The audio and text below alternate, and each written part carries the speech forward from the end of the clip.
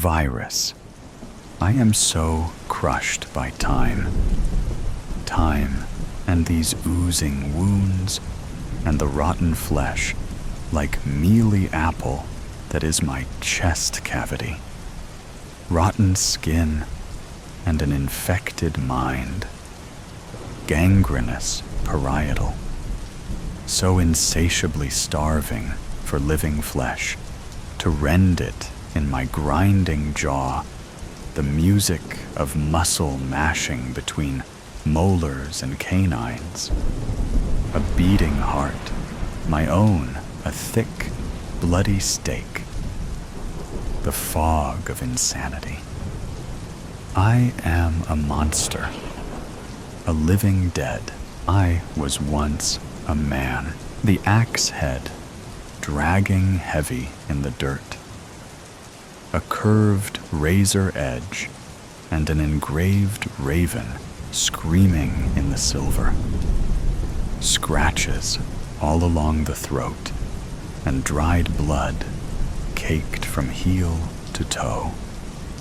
A thin trail drawn in my footsteps, full of nightmares and terror.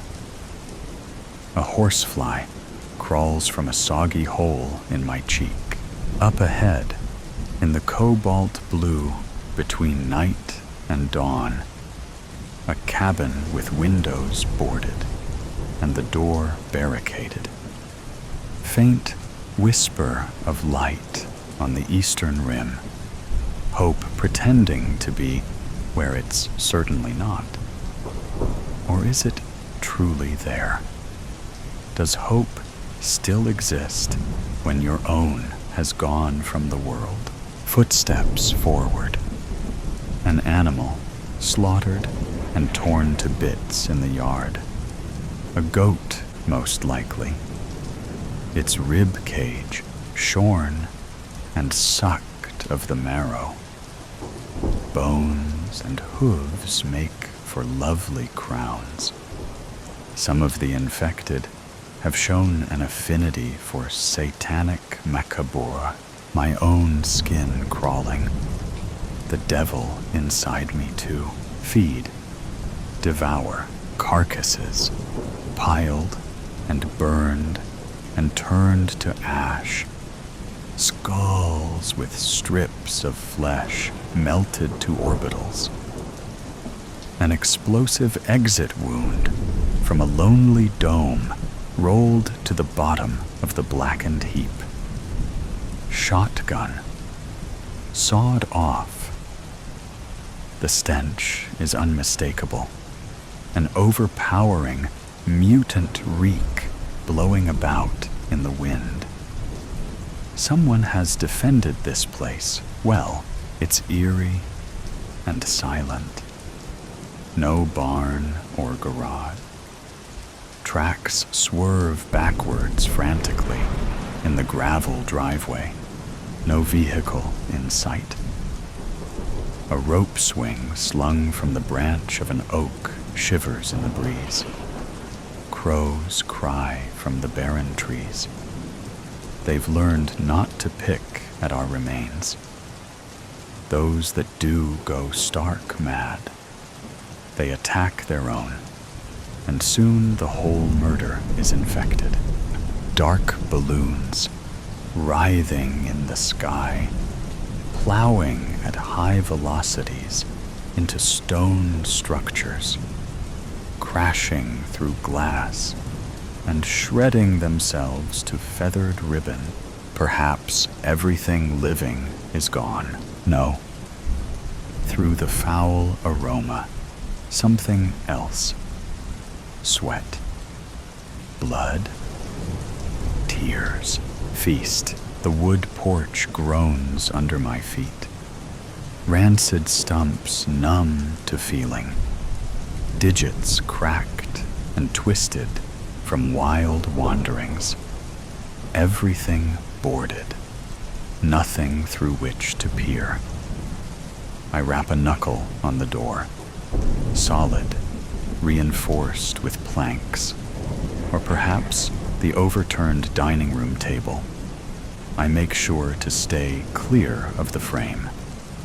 Whatever shotgun did damage to that skull could be waiting on the other side. Moments go by. Nothing. I asked Caroline to marry me in a field of sunflowers. I planned to surprise her at the peak, but the sun pouring over the ridge painted everything a warm, liquid gold and filled me with a fearlessness I've not felt since. A courage that makes old friends of forever. She paused, a petal between her fingertips, and when she turned around, I was on one knee with a little box and a ring. I didn't even get the words out. "Yes," she breathed, dropping to the ground with me, my palm circling the small of her back, her hand running laps through my hair. Brown eyes, like Kodiak fur. I press my ear to the door, raw appendage blistered by the cold, the upper portion torn away by raking fingernails. Inside, a sound wave, barely a ripple, and then a booming echo, the thundering of a grandfather clock from a time long past. What's the hour? 5 a.m.? 6? What do the hands of a clock mean when time itself has stopped? And who said it ever really began? All of us zombies back then, slaves to time, wishing we had more, doing nothing with it, the best intentions, and all of our might, and all we did was eat the world. Mind virus, mustard gas in my demented cerebral, entire battalions twisting in the mud, gasping and choking, clawing away at their necks. Quiet, solitude, a freezing morning, and a cabin in the woods. Flesh, feed, gorge. I descend back down the steps and head for the rear of the house. My eyes dart in their sockets, alert to danger. The obliterated mutants in the yard burned in my thoughts like the scorched outline of a cattle brand. A ton of ammunition to build a mountain of bodies that big. Landmines and claymores, maybe.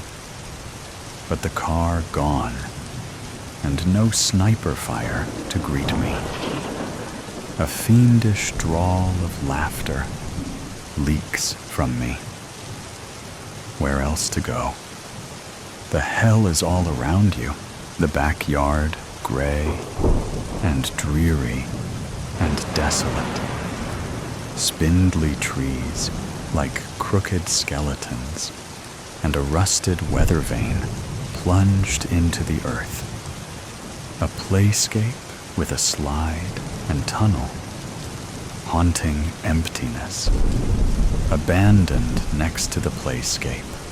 A purple big wheel with pink streamers taped to the handlebars, and Disney princess stickers pasted all along the back seat. Ice in my fingertips and chalk in my throat.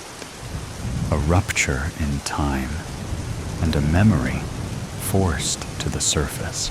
Winter sunlight streaming through the living room window, and a cinnamon aroma wafting through the hall. Evergreen needles and ornaments sparking within. Icicles and candy canes and crimson hearts adorned with all of our smiles. Thrashing, tearing, ripping. the wrapping paper undone, while she giggles with glee. "Wow!" she hollers, animated as a cartoon coyote losing its top. "Yay, Daddy!" She bounces up and down in the rubble, the paper crunching and crinkling beneath her, a smile on my face, and Caroline's hands on my shoulders. She kisses my cheek and rests her chin on the top of my head. "Oh, what did you get her?" she asks, the size of the box exasperating the tone in her voice. Surely there's nowhere to put it? Not in this tiny space. "It's a big wheel, Mommy." She's flipping it sideways and shoveling away the mess to give her mother a clear view. Her eyes beam with excitement, and electricity crackles in the room. Fleece jammies and wool socks floating a few strands of her strawberry blonde locks in the sunlight. "Can we take it out, Daddy? Can we?" She tugs at my arm. "It's all right with me. Ask your mom, though. Even Daddy has to ask Mom when he wants to do something around here." She bites her lip. She can be annoyed by the box occupying half the living room, or the childishness of her husband's silly, untrue joke. But what she can't deny is the thrill in her daughter's voice, or the simple joy that arises within a child when they receive a bike on Christmas. "Oh, okay," she relents, but coat and boots on Missy. "And take your father with you. I've got a breakfast casserole in the oven, and I still have to ice the cinnamon rolls." Gabby bounds from the room cheering. "And you?" She gives a playful shove. "Get that box down into the dumpster before I tape you inside and return to sender." I wrap her in my arms and take her down to the rug. She shrieks and we laugh and kiss, rolling around in the mess. The empty playscape again, front and center, and the big wheel lonely on the hard ground. Rage surges through me.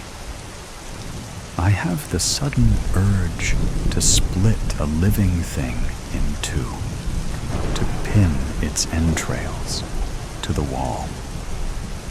My hunger is an ocean, a quick twitch, wretched suffering, and a tweaking need for flesh between my teeth.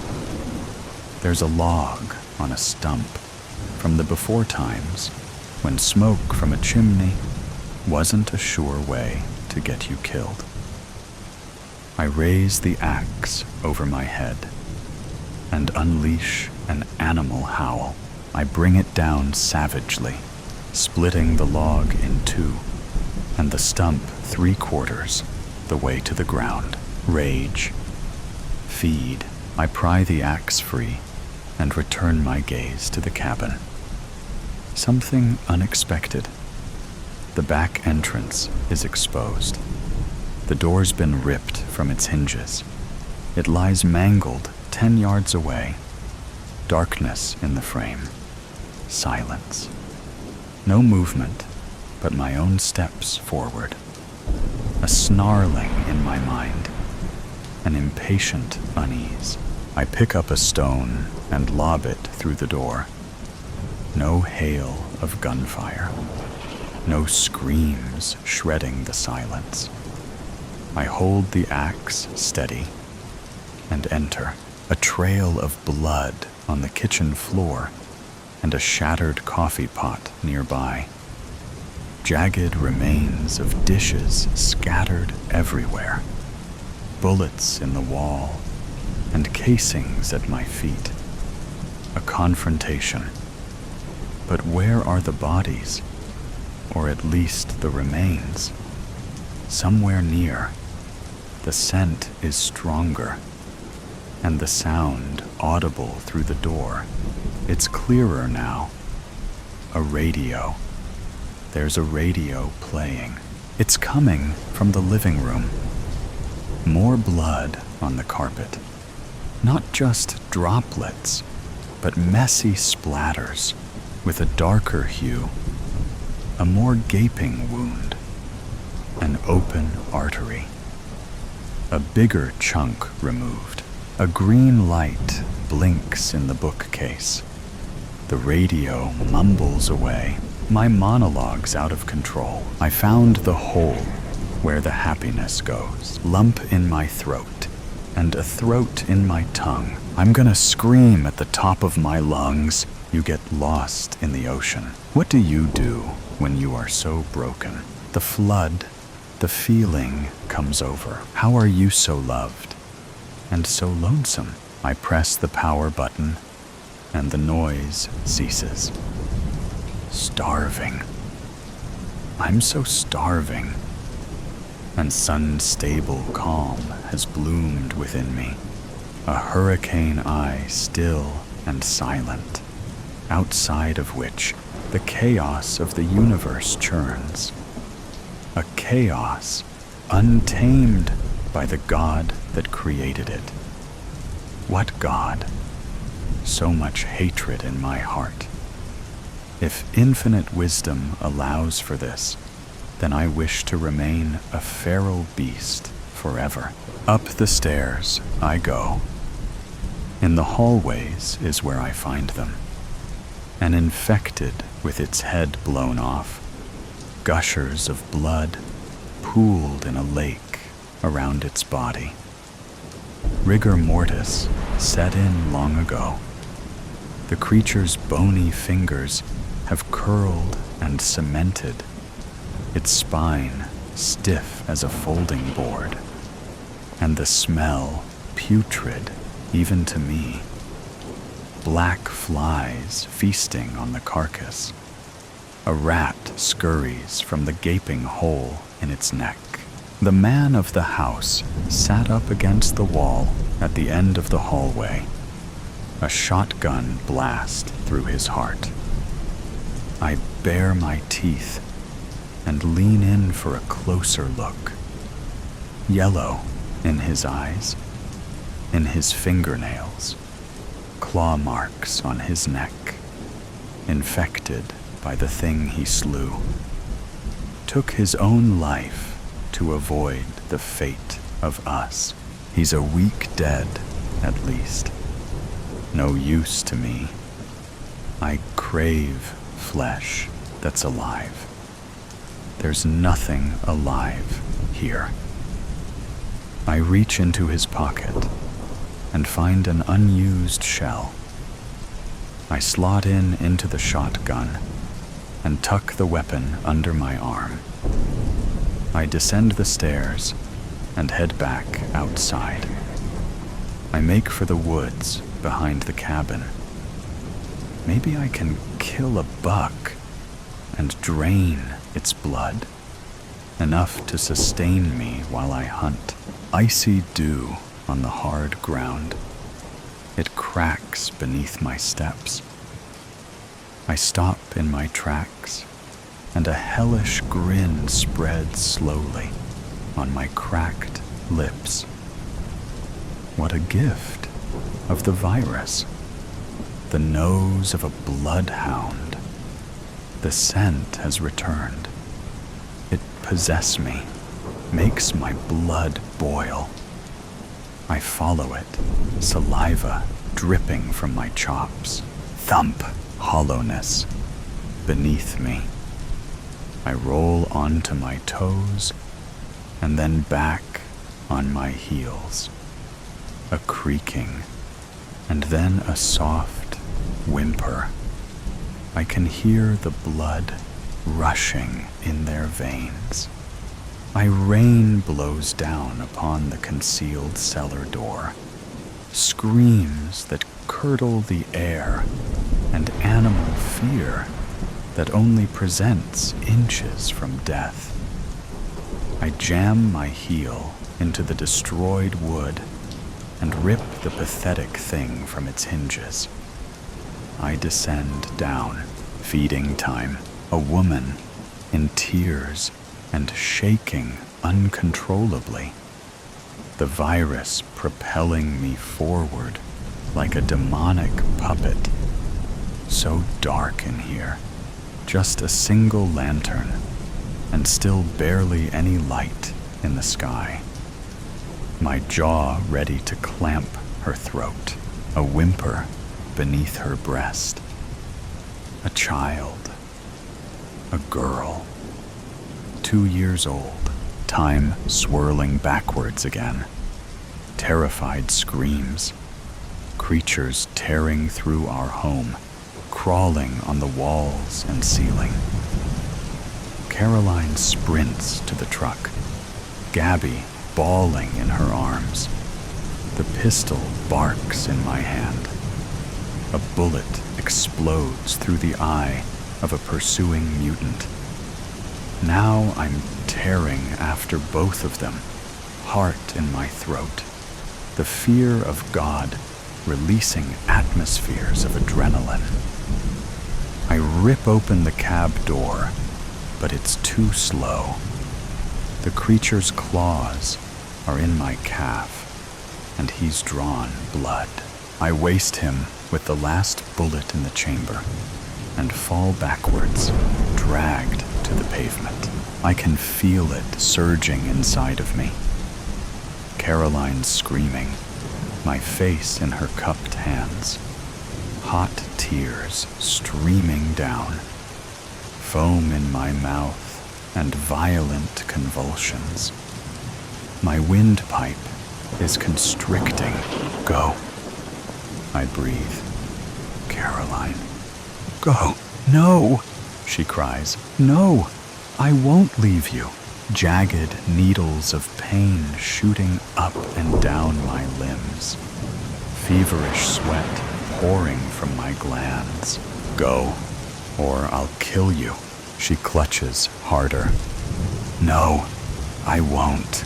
Yellow sun bursting in my corneas. Boiling rage and insanity beginning to blink its horrible visions. I take a final look at my baby girl. Then my last words before losing control. Go, or I'll kill her. The Jeep roars from the driveway, gravel dust clouds, and descends upon me. Wailing with her hands, pounding the glass, is Gabby. In her grip, her little Jonathan husky doll, time present again. In the dark cellar, a mother and her daughter. And in the terrified girl's hands, a stuffed beagle. Her own Jonathan. I jolt backwards, the cords in my neck straining under great pressure. Oxygen has evacuated my lungs. Kill, feed, musty in the cellar. A dankness that comes with the dark and wet. Go, Caroline, I won't. I collapse to my knees and retch. Blood in my eyes. Ravenous hunger that grips me. The woman clutches her girl and cries. She rocks back and forth, covering her daughter's eyes. No, I can't. No, I won't. Choked words between the retching. I won't leave you. Go, or I'll kill her. The fury is about to take over. I can feel it cresting into the abyss. One last shred of humanity inside me. My daughter's eyes in my soul. I clasp the shotgun and slide it, panicked, across the cement floor. Do it! I scream. But the virus has taken everything, and it comes out as a wild, maniacal howl. I'm overtaken, completely overrun. There is no more of me left. She lunges for the shotgun. I lunge to feast. A blast shatters the morning. There is no more of me left. Clay pigeons. It was 3 days since you last called. No, I should clarify, since you answered. Since you answered your damn phone and stopped breaking protocol. And it's not like you didn't know the rules. You needed to check in once every day. Not every 24 hours. Every day. Thursday before midnight, and then Friday, just as the day turned, counted as 2 check-ins. Yet you never stretched it like that. Always called at noon sharp. Another day where you were human and in vicinity of your landline. Mark had been huffing and puffing since day 2. But I assured him this wasn't like you, that something big and horrible and terrible must have happened. Maybe you were laying prone on the floor of your living room, and I was sheltered here, wondering why you weren't calling, while I should have been the one calling for help. By day 3, I was spiraling. You were caught in a trap. You were dismembered and possibly disemboweled. You had lost all sanity and feeling. Mark warned me that 24 hours more and we would need to call in control. I snapped and informed him I was perfectly aware of that, as well as I was perfectly aware of what control would do to you. I pleaded with him to give me your address. It was against every rule in the book, but I was sure he would understand. After all, you had been so diligent with it all. We never had to ask you for anything. You always did your check-ins and checkups by yourself. The phone kept ringing. By day 4, he relented. The first thing I noticed was the curtains. They were green and closed shut. A flyer was on your porch, flapping furiously in the wind. Its pages turned, advertising deals in meat and shampoo. Your house was straw, with flaying blue paint and a wraparound porch. You had plants, and their leaves were dropping in thirst. I knocked on your door twice. You had one of these old-looking knockers, leaving the smell of iron lingering in my fingernails. I don't know what I expected. A hovel, perhaps, or a burrow hole, but everything looked very human to me. Or maybe it was all an act, and you were living in the garden hut. I circled the house, looking for any signs of life, and found none. Wind chimes were swaying softly in the distance, filling the air with a clicking sound. It sounded like a clock counting down. I knew I shouldn't, and under any other circumstances, I wouldn't. But I pressed my nose to your windows, one by one, hoping for any movement or sound from within. I found myself scanning the air for the smell of your dead body. But then I stopped. Maybe I was giving you too much credit. Maybe it was all an act, and you were all the way to the border by now. Mark had given me the security key. All agency-approved houses had one, even though you never knew. It must have been horrible to know that someone could enter your house at any time. Or at least, that was what Mark had said when I asked him, and then chose not to ask anything more. The door creaked, letting in an arc of sunlight. The first thing I noticed was the mirror on the floor, shards spreading in almost a perfect diameter. The second thing I noticed was the pigeon. It flapped furiously around the couch, leaving talon marks on the fabric. The couch matched the curtains, was the first thought I had. The second one was that it was you. Veronica? I asked, and my voice trembled, because this didn't make sense. And then the pigeon talked, and it was you. Amelia!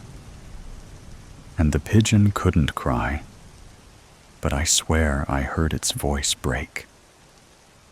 Amelia, I can't turn back. I closed the door behind me and reached for the light switch. What do you mean you can't turn back? I can't turn back, you echoed, and flew to the mirror. Your image multiplied in each shard until 3, 4. A flock of pigeons were staring back at me. I don't know why. You paused for a second and hoped from one tiny foot to the other. I can't remember how I look like anymore. Veronica, this is nonsense, I said, because I had to stick to protocol. It was our only chance to avoid control, after all. Have you tried your memory exercises? You have been so diligent with them. The pigeon huffed. You think I don't know that? And something about it startled me to my core. There was this animal, barely reaching up to my ankle. Yet, it was you, the 40-something woman to survive the shifting experiments, turning from a mole to a lion in the blink of an eye, and then back to human again. You had survived the monitors and the testing and the labs, only to be stuck as a pigeon. This was ridiculous. I got to my knees because, frankly, it was embarrassing to have to look down to see you. Veronica, control will be here in less than 6 hours. We need to prove them you are lucid. And most of all, human. Maybe it was because you were less than a foot tall, but your voice was very small all of a sudden. I am perfectly lucid, Amelia. As for human, there was a sound that might have been a laugh. I simply don't know how to be that anymore. Don't say that, I gasped. At least don't say that out loud. There was a long silence. And then, can I trust you? I almost laughed. You could turn into a bear if you wanted. Tear me in half. I broke into your house. I have been monitoring you every single day for the past 5 years. I was trying to beat control in its own game. The wind chime kept ringing. I can help you if you want. I all but ignored your question. I had been nothing but a surveillance camera to you for half a decade. But you have to promise me that you will turn back. Help me how? I can call the agency for you. You can do the speaking. I paused for a second. This is the reason you haven't called, right? Because you don't have, limbs? You can't pick up the phone? I sounded irrational, even to my own ears. Of course, the pigeon couldn't pick up the damn landline. It had no hands. You would do that? I would. But only if you promise to turn back by nightfall. Your voice cracked. I don't know if I can promise that. I don't know how to do that. I don't remember my own face. Nonsense, I called again. I will help you remember your face just fine. And I picked up the landline. Mark was confused, but relieved. Remarked how I had worried for nothing. And maybe I hadn't reached you yet. But as soon as you show me, you had to tell me to turn back and stop being such a fool. That everything was okay. And you were fine. And everything was fine. And nothing would go wrong ever, ever again. He sounded like a preacher, promising heaven to killers. In short, a whole load of bullshit. When he finally hung up, you flew up to the curtain rod. Why would you do that? You asked. And it was a brilliant question, because I hadn't the slightest idea myself. You know what control would do to you otherwise? My voice was small. I had to look up to you now. You huffed. The caller. I know. Everyone knew. It was a terrible, horrible thing, blocking any shifting until deemed appropriate again. Stuck as a human forever.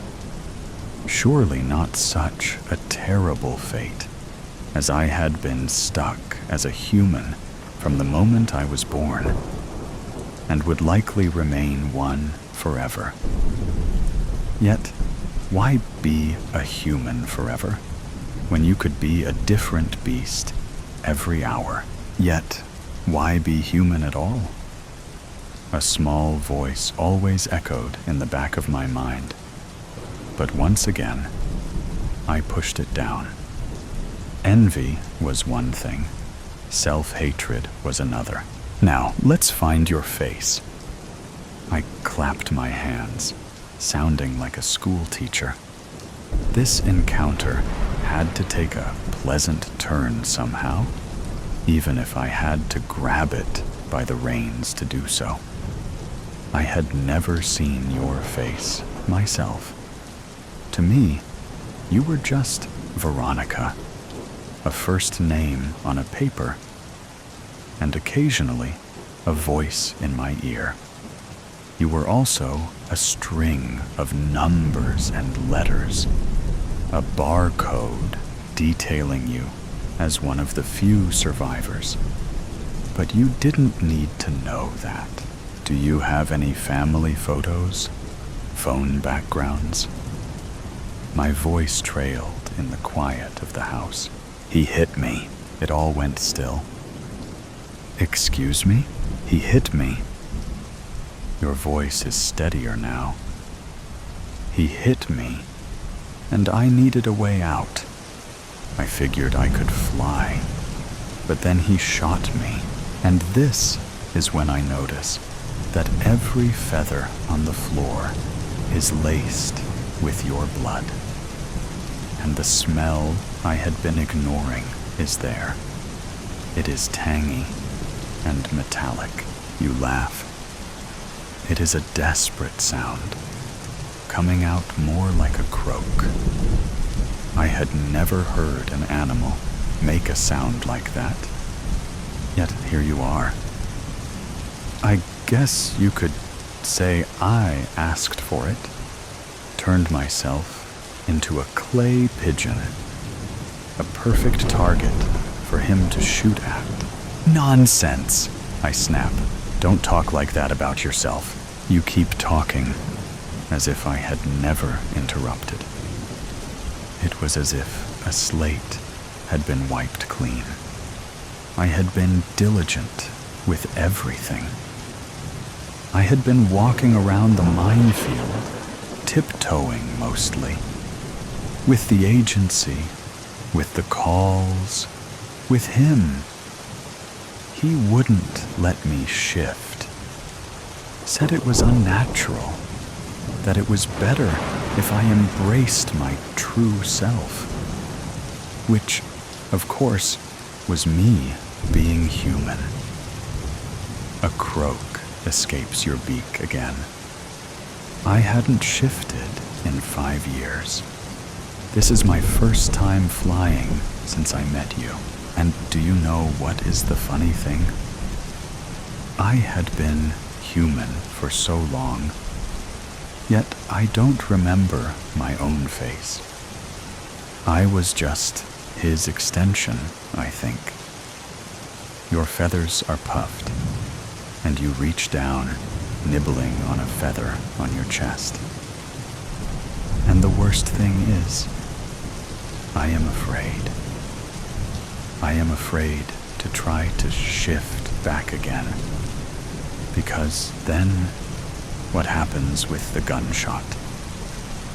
You are speaking as if I am not there, as if you are addressing an audience of thousands, giving a pragmatic lecture on anatomy.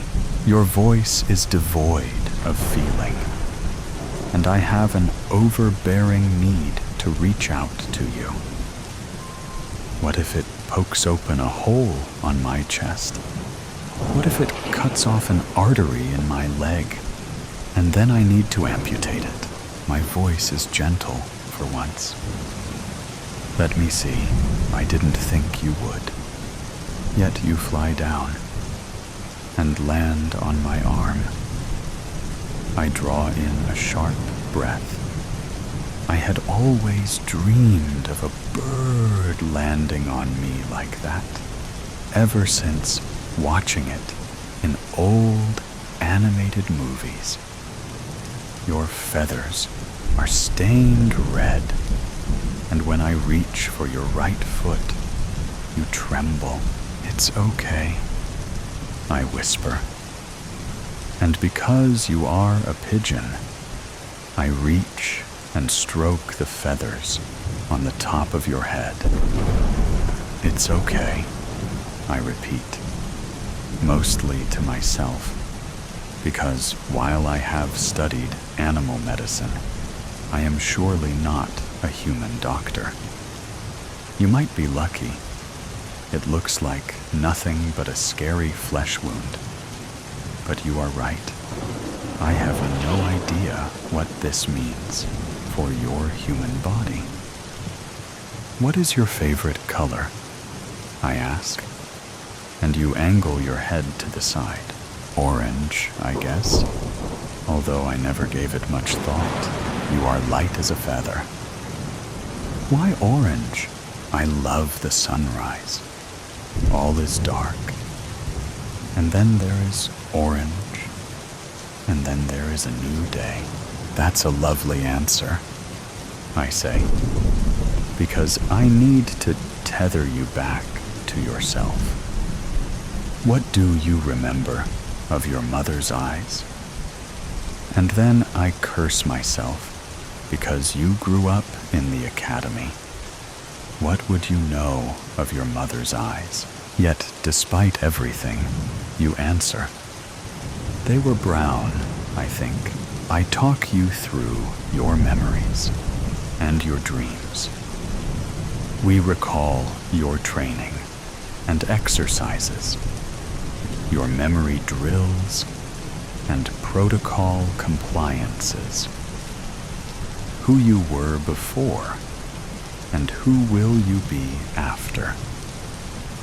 animal and human anatomy, femurs and phalanxes, muscles and arteries, and how your brain expands, and how your heart beats. We spend all night talking. How you are a human, but you don't have to be one. How you want to be one. How it is worth taking the risk. And then there is a flash, and you are on the floor, dried blood on your side. Search, and you might find. Search, and you might find. I am an independent journalist, living in a world of news spilling out at an unprecedented rate in the history of mankind. Much of it was false, without any factual evidence. Lies and untruths seem to be the norm. Each morning, when I opened my computer or picked up the mail, it took a good hour to sort through the garbage. Today, I had a pleasant surprise. An invitation from an old friend to spend a quiet weekend in his country manor. It was about 2 years ago since I last saw him at Penelope's wedding. We had a bet their marriage would not last 5 years. As far as I knew, she was still married. But she remained a very demanding woman. At the university, I had been a very close friend of George Webster. He was now Sir Webster, a member of Parliament.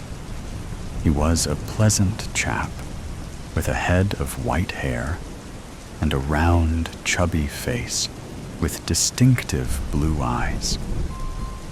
He had a corpulent body, no doubt, from hearty meals and plenty of drinking. His wife was quite the opposite, with a slender profile and reddish hair arranged like a beehive on the top of her head.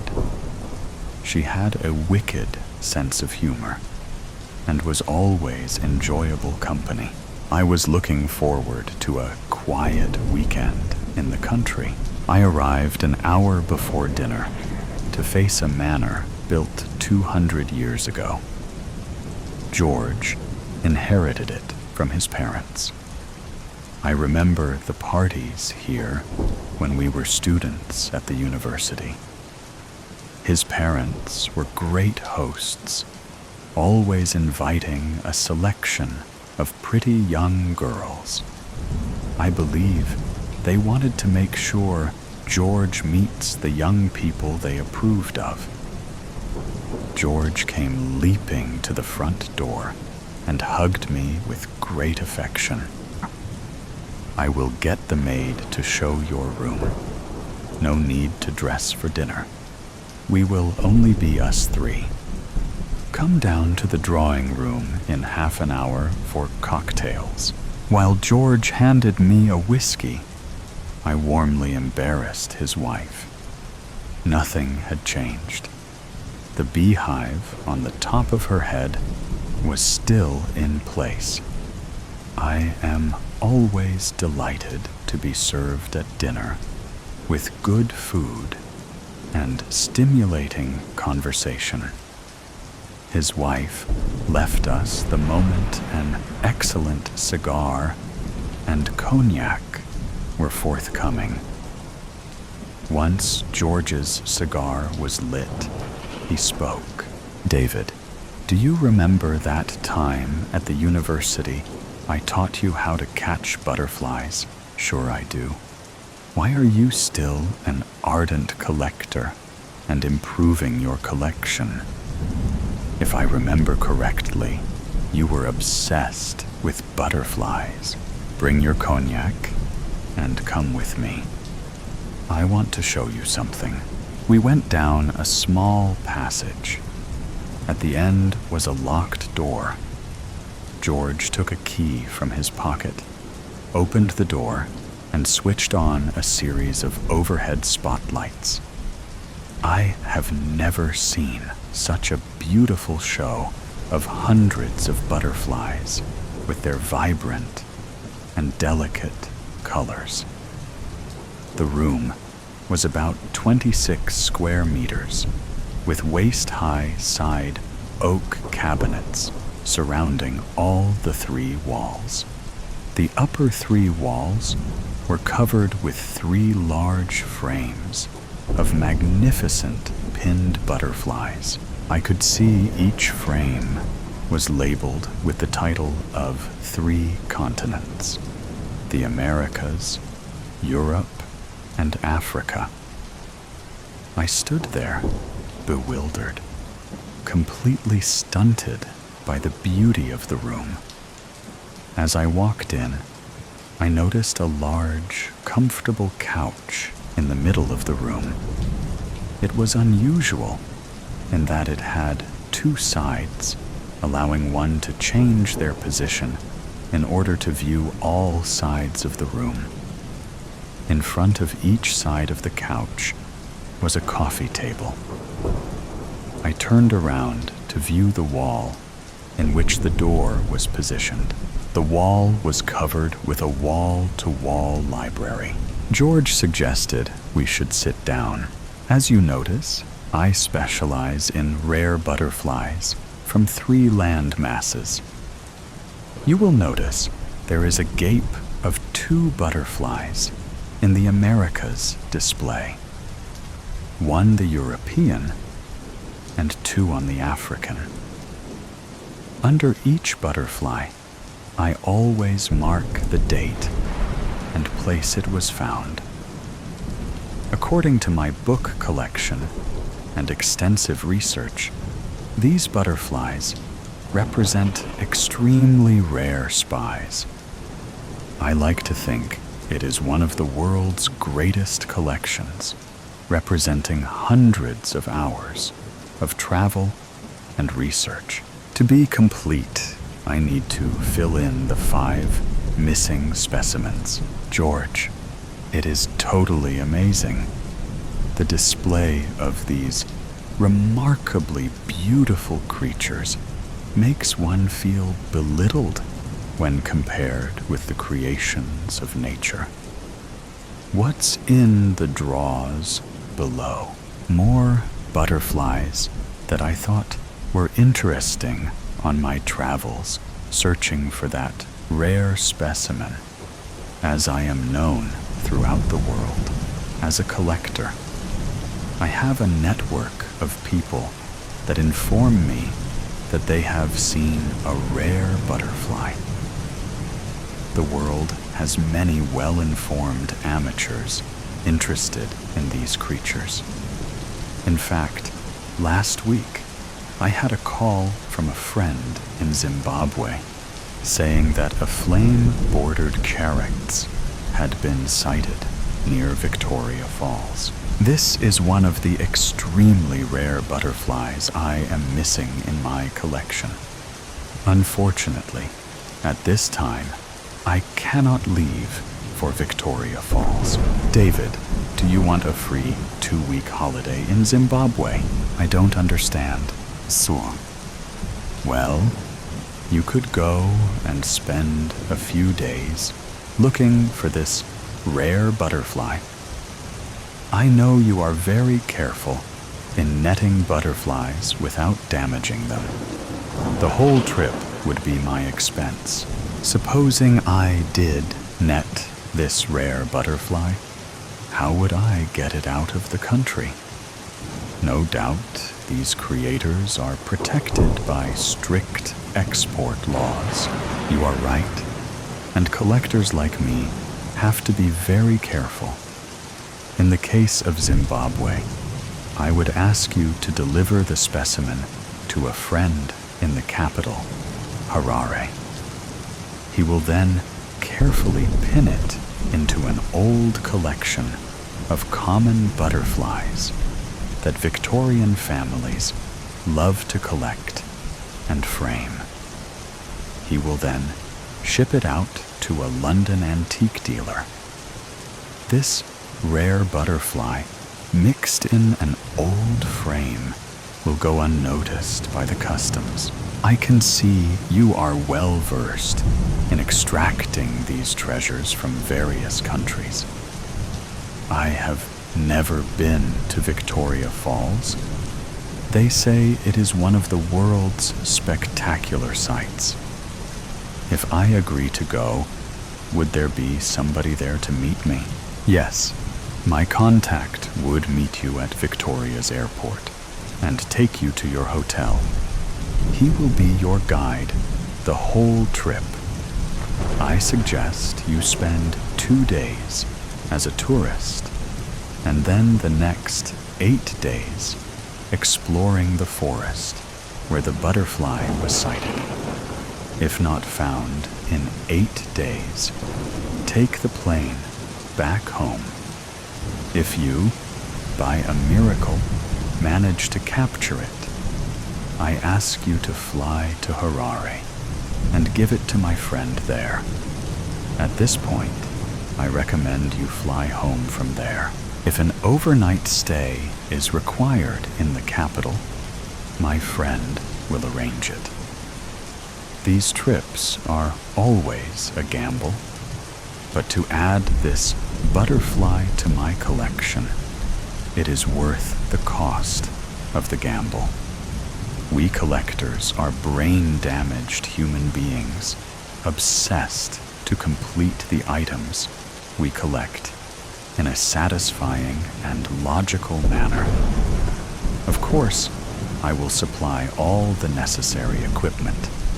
You will need to consult your doctor about a trip of this nature so that he can supply you with all the necessary preventive medicines. No visa at this point is required for Zimbabwe. So are you game? Just a minute. Let me look at my diary. Yes, I think I could go next week.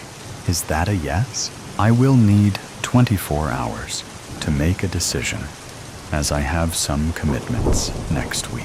If you do go, I suggest you go through Johannesburg and then on to Victoria Falls. Leave the return ticket open, as you might want to fly back through Harare. My man, his name is Robin, born near Victoria Falls, will be with you your whole time in Zimbabwe. It had been several years since I was last in Africa.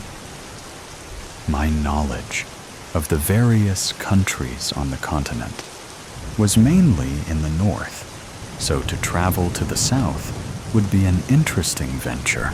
As I sat enjoying a first-class meal on British Airways, it did cross my mind that maybe George had already planned my visit before I was asked down for a weekend. No doubt, his thoughts were that a free trip to Victoria would not be turned down. I also realized dedicated collectors will employ any means available to achieve their ambitions. In my mind's eye, I could see him spending evenings in his butterfly room, completely transfixed by the beauty of these creators. No doubt, this room is where George found a haven of peace from his responsibilities of his daily existence. These butterflies not only were creators of extreme beauty, but represented for George a lifetime of dedicated research and traveling to far-off lands to find the rare specimen. At the university, he had always been an avid butterfly collector, but I never realized the depth of his passion. I remember enjoying myself on various county outings, looking for interesting butterflies. Now, in an artful way, he has got me involved. He must have thought I might be smitten by the activity. The truth of my interest in this trip was Victoria Falls. Naturally, if by some chance I found the rare butterfly, it would give me a warm feeling of self-esteem. As the air hostess passed, I ordered a glass of champagne and toasted to my success. The African journey had begun. First to admire the falls and to search for the missing rare specimen. Johannesburg Airport was vast, obviously with no restriction on land constraints. No doubt, copied from the American and European textbook. You had to walk through large shopping malls filled with many life-size copies of wild animals made out of various woods, clay, and other materials. Sizes and prices for all comers. For a second, I had a vision that this extensive animal kingdom became alive and started to enjoy the sweet human flesh of passengers awaiting planes. Interesting thought, but a chilling turn of events. At the airport, I found Robin waiting. The first thing I noticed as we drove towards the hotel was the soft and seductive African daylight with a warm weather that seemed to envelop you in its arms. Also, through the car window, I was able to admire a series of magnificent trees unique to Africa. About 10 kilometers from Victoria Falls, we turned up a small country road to the hotel. There, I found a little patch of paradise. It corresponded to the photographs shown on the internet. Only 16 bungalows that stretched from a central lodge. I was curious to see the rooms that were described as about 150 square meters with bath and showing facilities. Lounging space with a king-sized bed area protected by a mosquito net. The first time I experienced sleeping under a mosquito net was in Barbados years ago.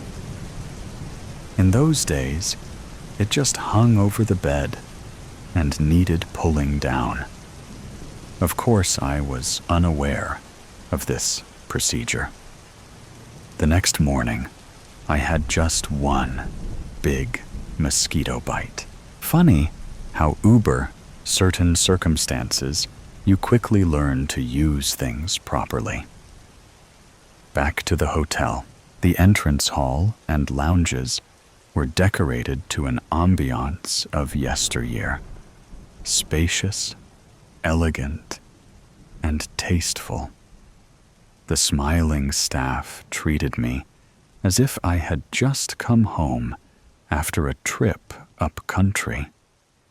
I had a vision of wearing riding boots, putting my feet up, and asking someone to pull them off. Before I was taken to my room, we sat down with a cup of tea. George's man, Robin, explained why I was here to take photos of butterflies for a London magazine. Before the shooting commenced, we would take 2 days to see the falls. While drinking our tea, the hotel's hostess kindly explained that to walk the length of the falls is a 2.4 miles walk with several stops to admire the view. Also to dry out from the spray and mist generated by the falls. As it was the rainy season, the falls would be near their maximum flow of 2,800 cubic meters of water per second. as opposed to 300 metric cubes in the dry season. We decided to visit on the first 2 mornings. Now to the room. As we entered, I had the feeling of being introduced to Zimbabwe under British rule. This was the state of play. Everything and everybody has their place. I walked through the room to the balcony at the far end, noticing on my way a bar full of all the drinks imaginable. I opened the glass screen windows to experience the Africa of one's dreams. It was a small valley running down to a water hole. I quickly realized the hotel was on a slight rise, protecting it from the multitude of animals slowly grazing their way to water. One could not ask for a more idyllic view.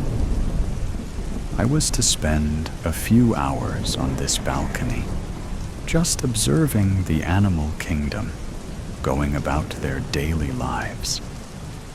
The room was delightful and serviced with all the facilities to make your stay a pleasing memory.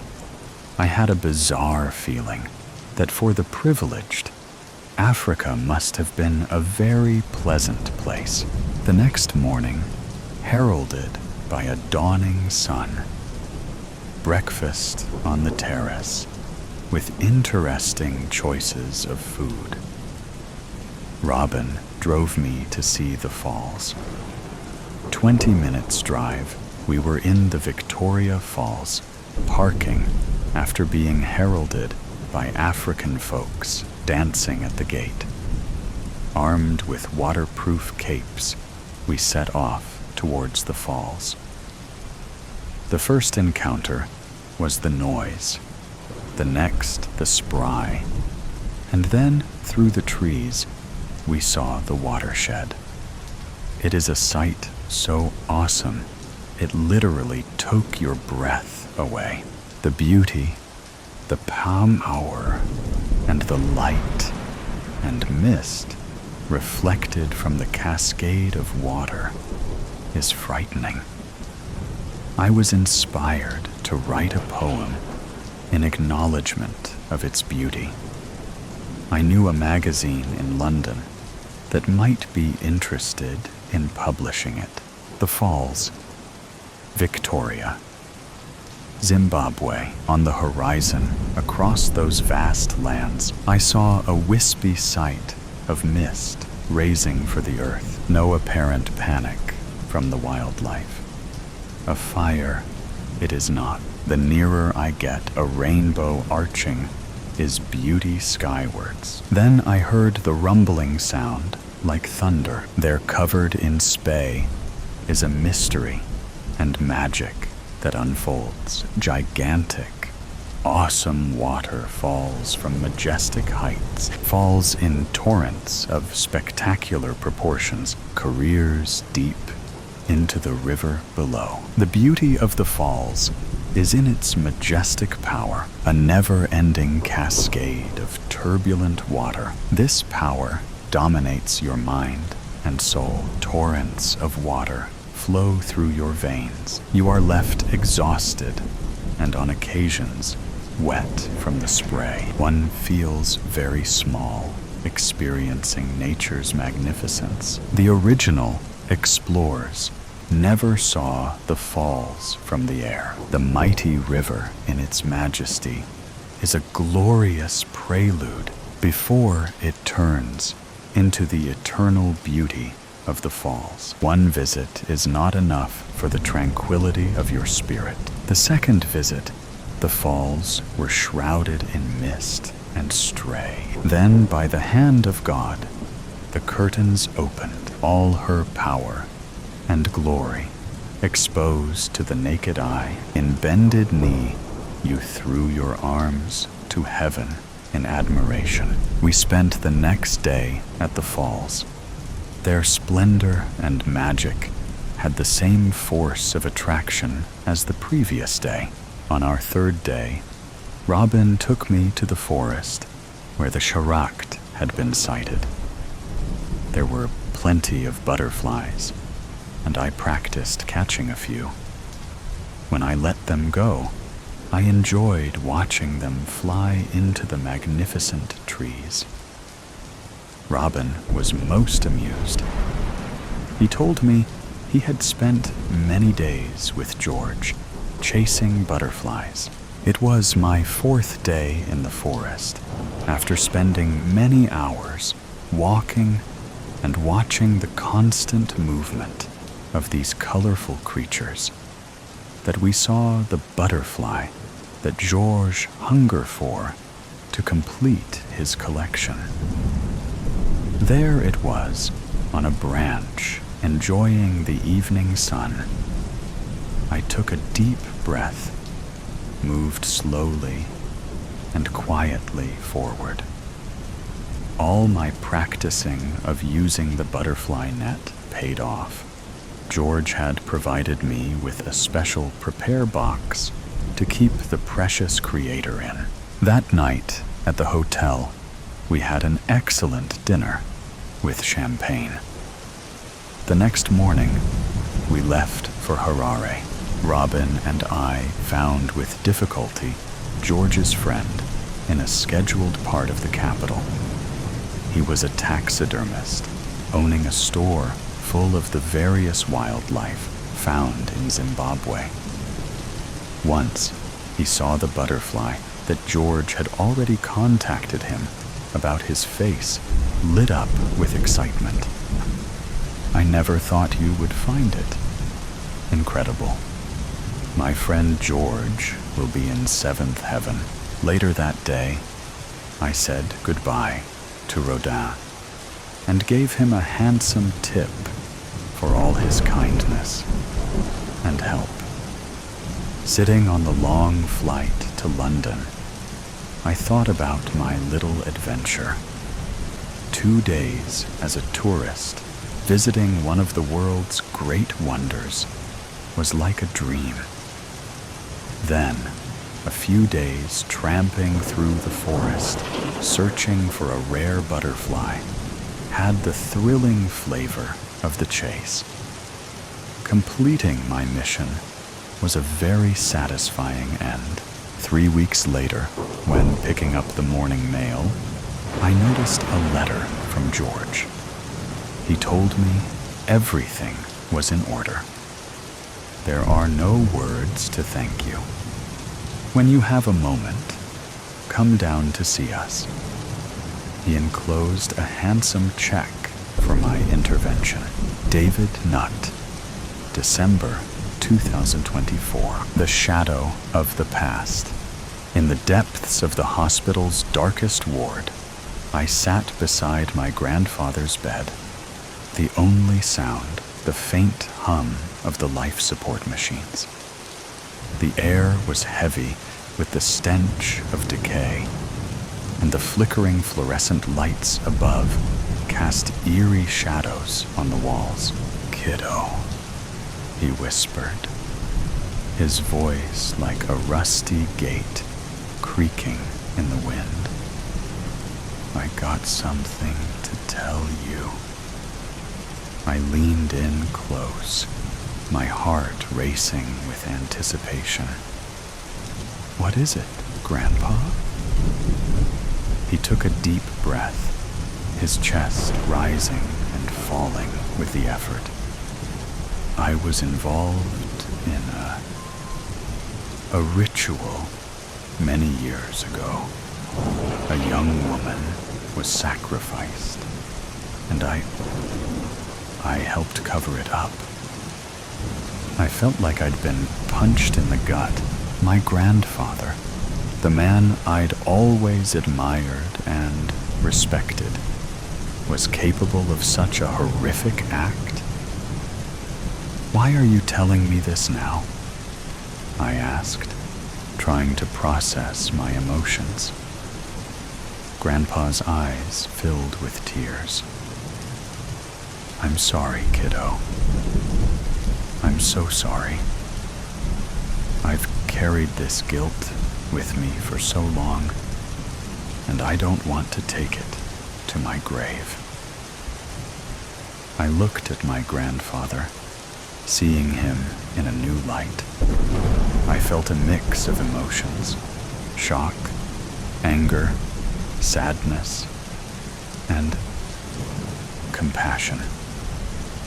"Grandpa," I said, my voice soft, "I forgive you, but I need to ask you something." "What's that, kiddo?" he asked, his voice barely above a whisper. "Do you want me to reveal the truth, or keep your secret safe?" Grandpa's face contorted in a mixture of pain and relief. "Please, kiddo, keep my secret safe. I don't want to hurt anyone else with my mistakes." I nodded, feeling a weight settle upon my shoulders. "I'll keep your secret, Grandpa. But promise me one thing." "What's that, kiddo?" he asked, his voice barely above a whisper. "Promise me you'll find peace. Finally. You've carried this burden for so long. It's time to let it go." Grandpa's eyes filled with tears again, and he nodded, a small smile on his lips. "I promise, kiddo. I'll find peace. Finally." As I sat there, holding my grandfather's hand, I knew that I would keep his secret safe, but I also knew that I would carry the weight of that secret with me forever. The darkness closed in around us, and I could feel the presence of the unknown, lurking just beyond the edge of perception. I knew that I had to make a choice: to reveal the truth, or to keep the secret hidden. And as I looked into my grandfather's eyes, I knew that I would choose the latter. For in the world of shadows and secrets, sometimes the truth is better left unspoken. The machines surrounding us beeped and whirred, a constant reminder of my grandfather's mortality. I looked at him, seeing the pain and guilt etched on his face. "Grandpa," I whispered, my voice barely audible, "I'll keep your secret safe, but promise me one thing." "What's that, kiddo?" he asked, his voice barely above a whisper. "Promise me you'll find peace. Finally.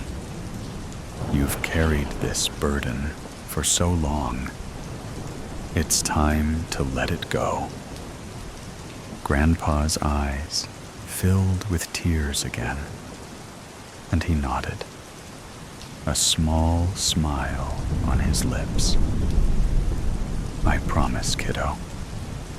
I'll find peace. Finally." As the darkness closed in around us, I knew that I would keep his secret safe. But I also knew that I would carry the weight of that secret with me forever. And as I looked into my grandfather's eyes, I saw something that chilled me to the bone. A glimmer of evil, a spark of malevolence that seemed to grow stronger with each passing moment. I knew then that I had made a terrible mistake. I had promised to keep my grandfather's secret safe, but I had no idea what horrors that secret might unleash. As the machines surrounding us beeped and whirred, I knew that I was trapped in a living nightmare, with no escape in sight. Here is a prequel to the story. Origins, New Orleans, 1955. Etienne Lafleur, a young and ambitious occultist, stood in the dimly lit chamber, surrounded by the members of the mysterious Order of the Red Hand. The air was thick with the scent of incense and something else, something darker. "Brothers and sisters," Etienne began, his voice dripping with conviction, "we stand at the threshold of a new era, an era of power, of knowledge, of transcendence." The members of the Order nodded in agreement, their eyes gleaming with an otherworldly intensity. "But to achieve this goal," Etienne continued, "we must be willing to make sacrifices, to push the boundaries of what is acceptable, of what is human." The members of the Order murmured among themselves, their voices filled with a mixture of excitement and trepidation. Etienne raised his hands, and the room fell silent. "I propose that we perform the ritual of the Red Hand," he said, his voice dripping with anticipation. "A ritual that will grant us the power to transcend the limitations of the human form." The members of the Order nodded in agreement, and Etienne began to outline the details of the ritual. As the night wore on, the members of the Order prepared for the ritual, their movements filled with a sense of urgency and anticipation.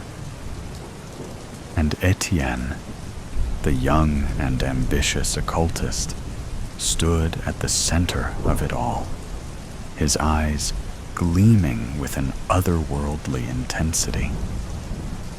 The ritual began, and the members of the Order chanted and swayed, their voices and movements building to a crescendo of power and energy. And at the center of it all, Etienne stood, his eyes fixed on the young woman who was to be the sacrifice. The ritual reached its climax, and the young woman screamed as Etienne plunged the dagger into her heart. The members of the Order cheered and chanted, their voices filled with a sense of triumph and power. And Etienne, the young and ambitious occultist, stood at the center of it all, his eyes gleaming with an otherworldly intensity. But as the ritual came to a close, Etienne felt a sense of unease, a sense of guilt and regret. He looked down at the young woman's lifeless body, and he knew that he had made a terrible mistake. The ritual may have granted him power, but it had also cursed him with a guilt that would haunt him for the rest of his life. And as Etienne walked away from the ritual chamber, he knew that he would never be able to escape the shadow of the past. Seeking fair lady, no matter how much she fussed with her blonde locks, Lady Charity Farnsworth cast a blue, deviled countenance before her boudoir mirror, so could not achieve a desirable outcome. She finally relinquished the brush, tossing it to the makeup-strewn vanity as she thought to herself, "Whatever am I to do? My father has forbidden me to ever entertain my beau, Sir Riley, in any genteel ton company henceforth. He doesn't understand the depths of our love for one another. What is the point of attending yet another tea or ball in pretense of making a match, when in my heart of hearts the perfect match already exists? There is none other I would ever want to be yoked to. Why can't Father forgive our innocent indiscretions in the garden and offer Sir Fenwick another opportunity to win his graces? So what if he saw us kissing, giving up? She flung her arms out wide, then buried her face in her hands as she sobbed. Presently, a cautious knock sounded at the door. "Oh, Charity, dear," came the voice of her father. "Let me in to see how you look. You'll be meeting some exciting, eligible bachelors tonight. You must be ready. It is time to be going." "Oh, one moment, please. Be right there." She slipped a silky robe over her shift and opened the door. "Charity, where is your maid? You are not near ready to go, and your face is a disgrace. Whatever is wrong with you?" She couldn't help herself. She encircled his neck with her forearms and cried on the shoulder of his wool spencer, smearing it with rouge. "Please, Father, I have no desire to meet any other man. I only yearn for my true love." "Do you mean that insufferable rogue, Fenwick? He treated you like an adventuress. No respect for you or myself. I will not be bamboozled by the likes of him. You deserve a man of honor, the kind that will be at the gala tonight. Now get into your gown. As long as you are under my roof, you'll abide by my rules. I'll pick out a suitable mate for you, one that will be an advantageous coupling. End of discussion." He disentangled himself from her and slammed the door shut on his way out. 1 second later, the door opened again as he stuck his head in. "Don't bother getting dressed now. We would be late. I'll simply bring home some lucky fellow with me. You'll meet him when I get back, and we will have a ceremony this weekend to make you his wife. That'll put an end to your nonsense." Once he left, Charity wailed louder than ever. "No, no, no. He can't do this to me." She collapsed on the bed in tears. Meanwhile, out in the garden, Sir Riley crouched behind a leafy rhododendron, watching for the carriage to leave. It surprised him to see Lord Farnsworth was alone. That meant chances were good that Charity would be alone inside as well. He had ridden along with his partner, Sir Carlton Winslow, when he came to escort Dowager Countess Diana Honeyfield, Charity's aunt, out to dinner.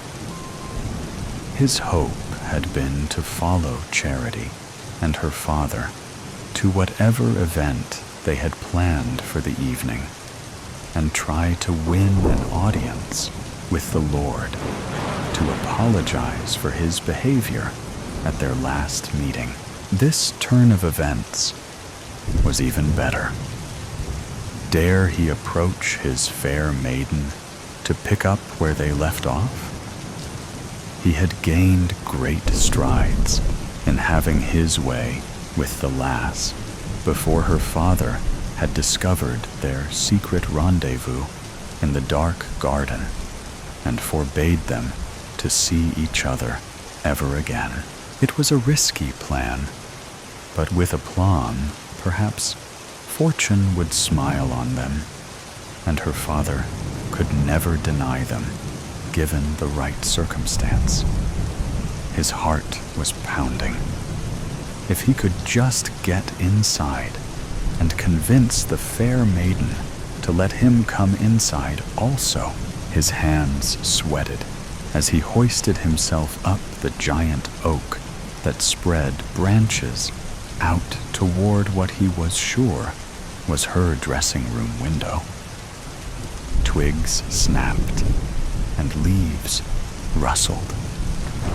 Hopefully, no servants were close enough to hear his clumsy ascent. When in position, he could peer through the gauzy curtains and see her sprawled on the bed, wearing little other than a flimsy robe. His excitement heightened.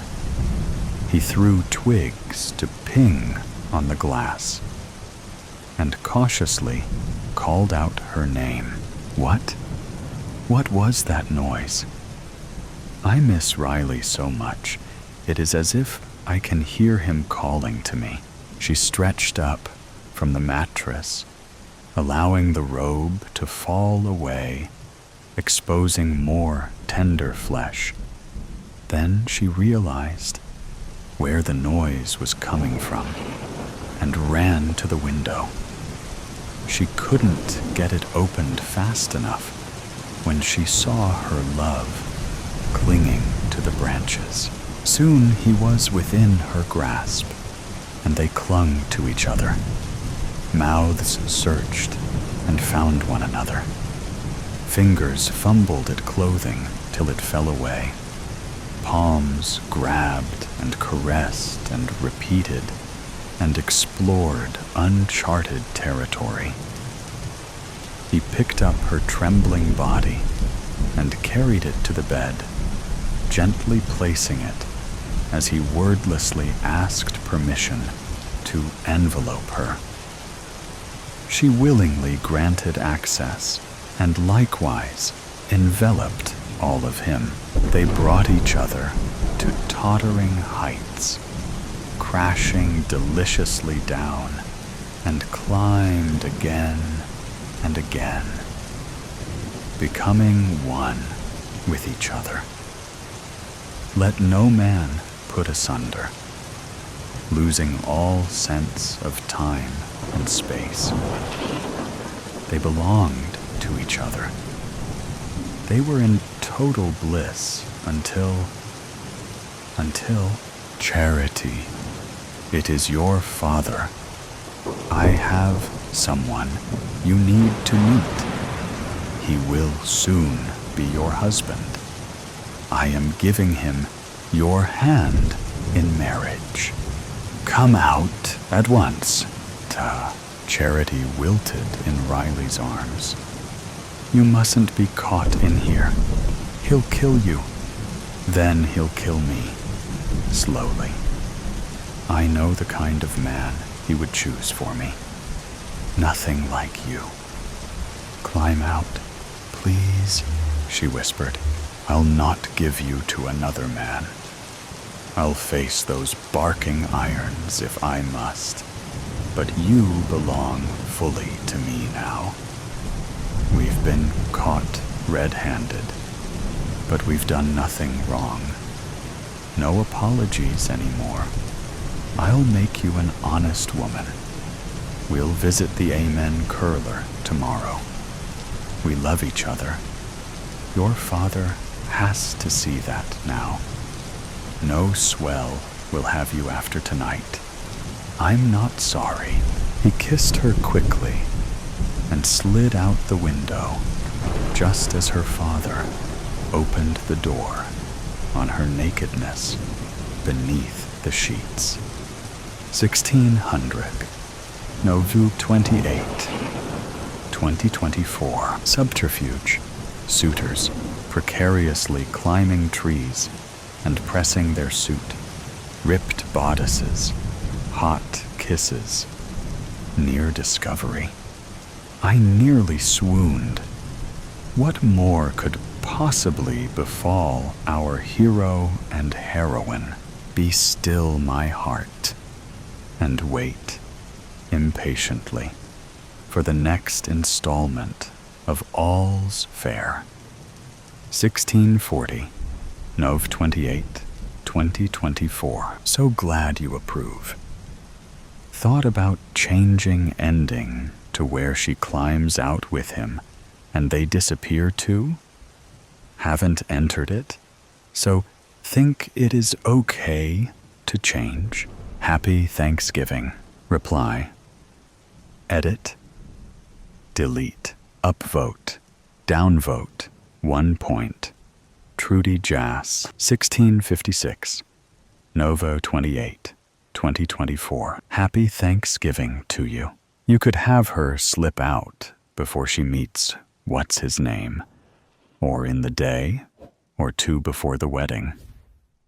Auntie could have a little tea party for her, and off the Jersey or Gretna Green they go. Reply. Report. Upvote. Downvote. 1 point. Mary Bendixson. 2055. Nov 28, 2024. Right on. Reply. Edit. Delete. 36. Nov 28, 2024. Your story has a lot going for it. It's dramatic, emotional, and packed with tension, all of which make for an engaging Regency romance. Charity's despair and her father's overbearing nature are written in a way that makes the stakes feel real. It's clear how much is on the line for her, and that emotional pull keeps the reader invested. I love how you've woven in Regency-era details like Spencer, Ton, and Almond Curler.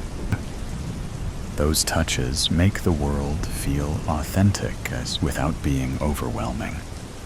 Charity and Riley's relationship feels passio.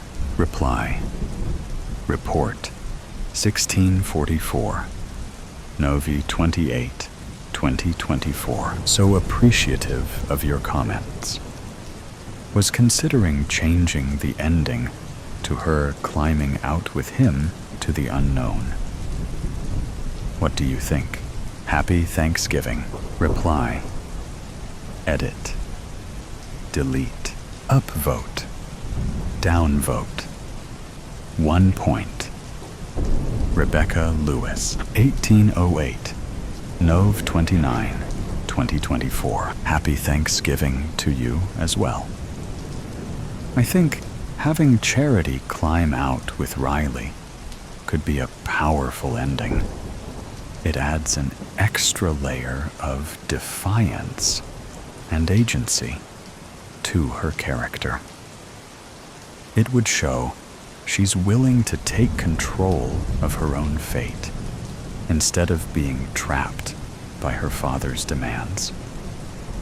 Plus, it leaves the story on a romantic and adventurous note, with the two of them facing an uncertain future together.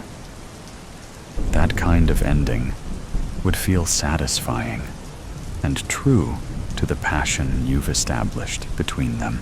If you decide to go that route, you might want reply. Report. Thanks again. I wrote another Too Cute episode last night that sort of fits one of this week's prompts. After reading the new prompts, I think I will pull the fair story and match it with a new prompt. Even though it has several likes, which I will lose, I didn't enter it into contest, so it should be okay to do. Have more family events today, but hope to get this done. Reply, edit, delete, upvote, downvote, 1 point. Leslie Mamela, 1105, Nov 28, 2024. Well done.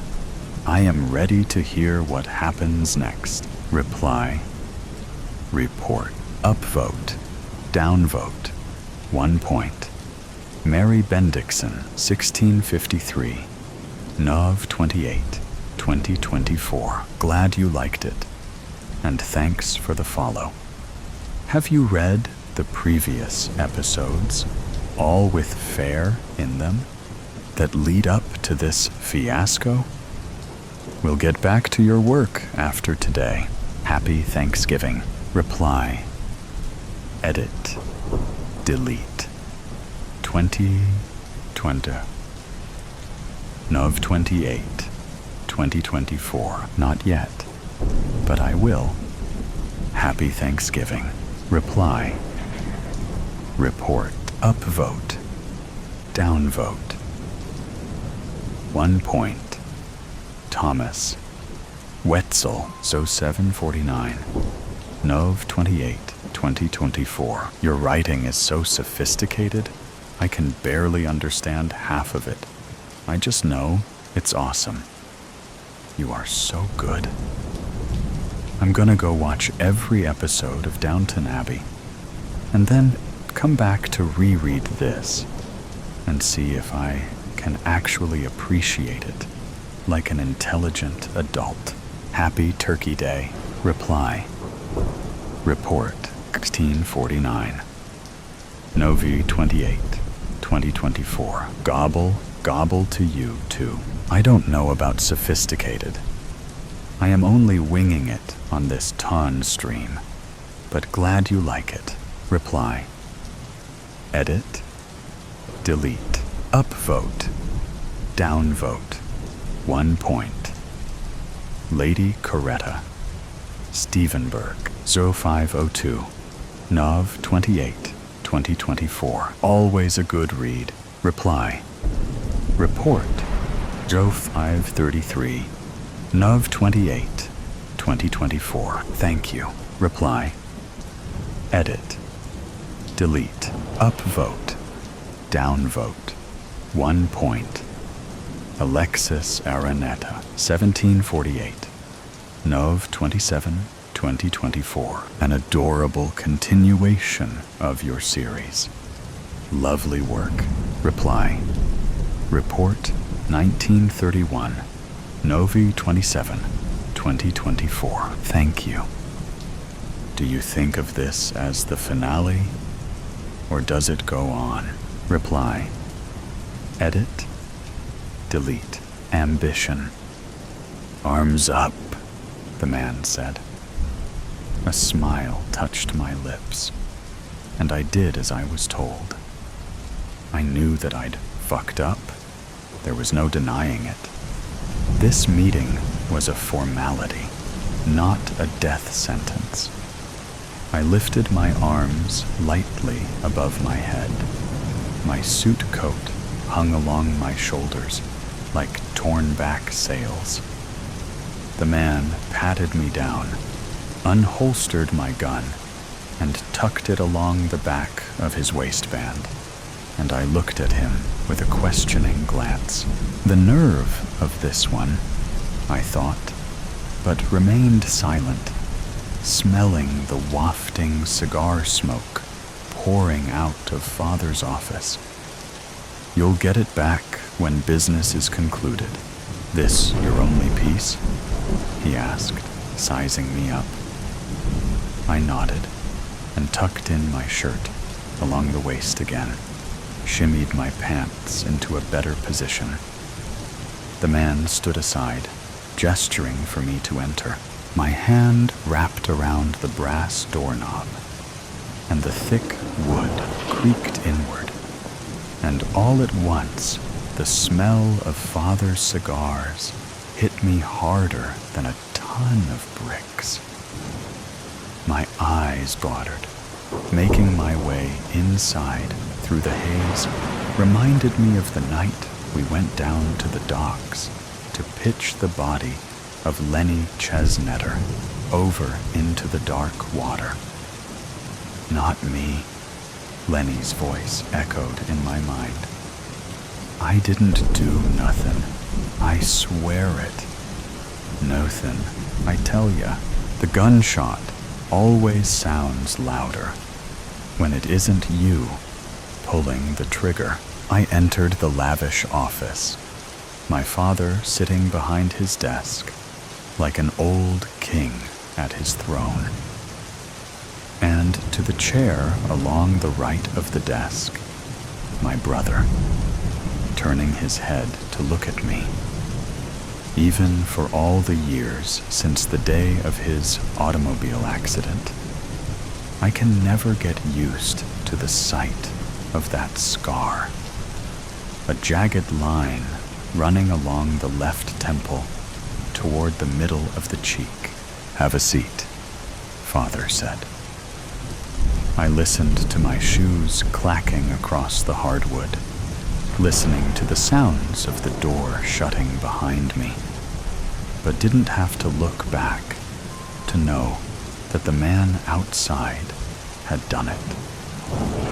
Other scents were mingling in the air, Father's cologne, as well as my brother's. One of the housekeepers had set up a bouquet in this dark room, as if it had seemed to mask the constantly wafting cigar smoke drifting up toward the ceiling. It didn't. I found the open chair to my father's right diagonal from his spot behind the desk, and took the wide way around, pulling the chair back so that the three of us now sat almost in a perfect triangle. I did this because whatever bad water had been spilled between my brother and me, I wasn't in a fighting mood. Maybe it was the Irish in me, some instinctual thing to wanna fuck strange women and fight all the goddamn time.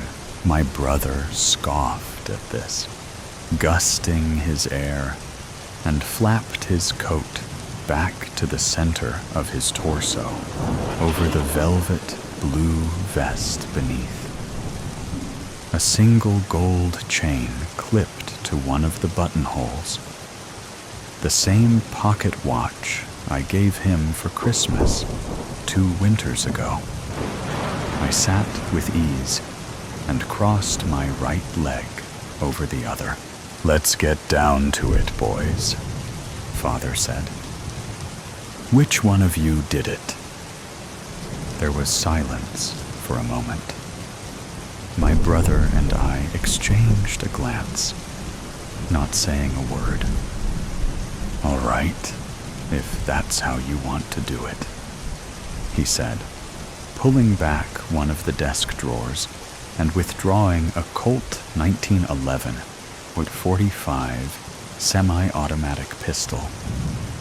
He thumbed back the hammer and pointed at me. Which one of you sons of bitches killed Jimmy Booker? Oh, you think I fucking did it, do ya? I asked with a sneer. Go on then, shoot me. Get it over with, I said, resting my hands along the armrests. In truth, I didn't give a shit one way or the other. I looked over at my brother, trying to read his expression, but he sat there with a calm that I'd only ever seen a few times before. For once, I was the loose cannon here. For once, I was the one losing my mouth when what I needed to do was shut the fuck up. Why don't you point the gun there? I said, pointing at my brother. He's always the one stirring up problems in this family. Put one right between his fucking eyes and let's get this thing over with.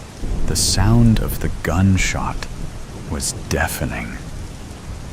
I flinched at the recoil, and to my amazement, realized that I'd still been alive. My eyes widened as a smile crept onto my face. I looked at Father. The gun had been pointed upward, and the muzzle drifted a thin line of smoke from the barrel up to the ceiling, where it mixed with the wafting cigar smoke. "Are you fucking crazy?" I asked, sitting forward. My foot dropped to the hardwood floor with a thud. "You know how many coppers walk these streets?" I asked, squinting at him. "I own the cops," Father said with a smile, and set the gun down atop the desk there, where it sat pointing between both of us, and not at one of us in particular. Father picked up his cigar and gently rounded the ash from the lit end, brought it to his lips where he bit down lightly, perching it along the corner of his teeth. "I'm gonna ask you both again. Which one of you did it?" he asked, drawing on the chewed bit of his cigar, with a wash of gray smoke drifting down from his parted lips. His wrinkled eyes studied us one by one. "Does it matter?" my brother chimed in. "That guy was a crook. Bookie or not, he's been stealing from us for years." "Not us," he said. "From me. And I know that he's been doing it. But what both of you don't know is that Jimmy Booker has been fixing bets for the better part of the last 2 decades. It was only a matter of time before we took the hammers to his kneecaps. But I would have let him live. You smug prick." Father leaned forward and stared at brother. "Scraps. That's what he took from me. Scraps. Like a dog. And one of you 2 numbskulls whacked him before I could set him down and get the truth out of him good and proper." Father sat back. "Besides, nobody gets snuffed out in this town without my saying so. Not even my dumb fuck, petulant rat children, prancing around like they're doing the Lord's work. Is that what you thought you were doing? The Lord's work?" He slammed his fist down along the top of the wooden desk, killing a man in broad daylight. 2 days before the race of the fucking century. He stood quickly, the chair behind him falling back as he towered over the desk in front of us.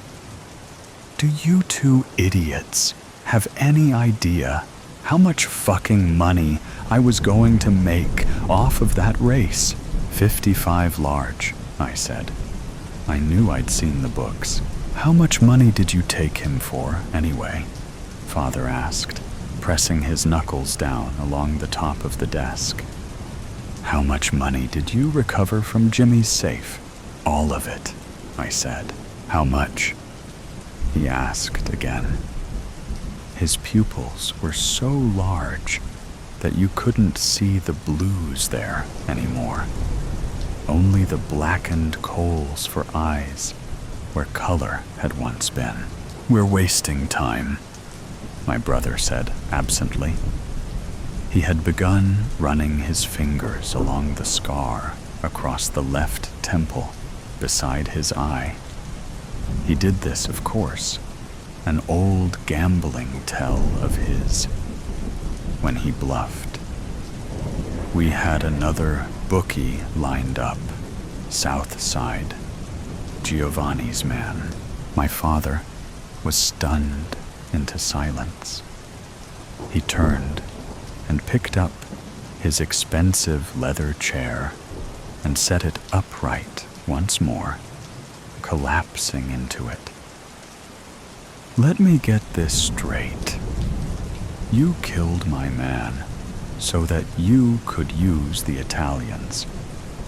Do you think because we have some truce with those Goombas, you can take out one of our own and fix bets with another organization? Looks like you boys are trying to run this family. Father rubbed his eyes, his cigar still perched in his teeth along the corner of his mouth. He breathed in deep, the cigar cherry lighting up the inside of his palm, and he pulled it from his lips, curling an index finger around it, wet and gnarled. His hand perched along the armrest, a thick line of smoke wafting from the end of the half-chewed cigar. You boys will be the death of me, he said with his eyes closed. He turned to look first at my brother and then at me. What gave you smartasses the bright idea to fix bets with the Italians? My brother glanced at me and then back to Father. Because it's our time to move on their territory. The Italians are weak. They lost 3 good men to bank robberies, another 2 to the bombing last month. My father's eyes glinted. Between the 3 of us, none of us saying the thing there beneath the surface. That father had been orchestrating the bombings. There had been dozens in the months past. He'd been killing off the Italians from whatever shadows that he'd been operating in, beneath the guise of a truce all this time. The bombs that had been planted, the coppers tipped off about the bank robberies, was only a fraction of the work that had been done. Explosives were planted in engine rooms, aboard steamers, docked in Boston Harbor, prized fighters dying suddenly from arsenic. There was a level of depravity not spoken of within this room, and between the 3 of us, nobody had said a word. Why, Jimmy? Father asked. Why in all of this did you take out my very own fucking bookie? I sat forward, an elbow cocked behind me along the armrest. Because Jimmy wasn't who you thought he was. I stared across the desk. My brother shifted beside me. Jimmy wasn't just fixing bets for you. He was fixing them for the Italians at the same time. He might have been taking crumbs from you over the years, but he's been raking it in hand over fist with the Italians for a decade or more. Jimmy is a distant cousin to the Giovanni Syndicate, married to one of our very own. How do you know all this? Father asked, raising an eyebrow. You're not the only one who bribes cops, Brother said. There was laughter then. Father sat back against the leather chair and stared for a time at the ceiling, running his thick fingers through his thinning red hair. Word on the street is Jimmy's been letting bits and pieces of information slip past our lines for years. How do you think the Italians were able to take the south side so quickly? Father, puzzled by this, shook his head and sat up once more. He centered himself behind the desk and laced his fingers.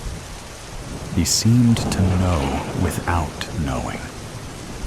"What do you suppose we do about all of this?" he asked, looking at me. I looked at my brother, who finally smiled. "We know the name of their horse," brother said. "Consider it a parting gift from Jimmy." The next day had been one of the fairer ones of the season, almost pleasant. The sun was shining brilliantly overhead. I squinted through my tinted glasses, my cap tucked low over the eyes.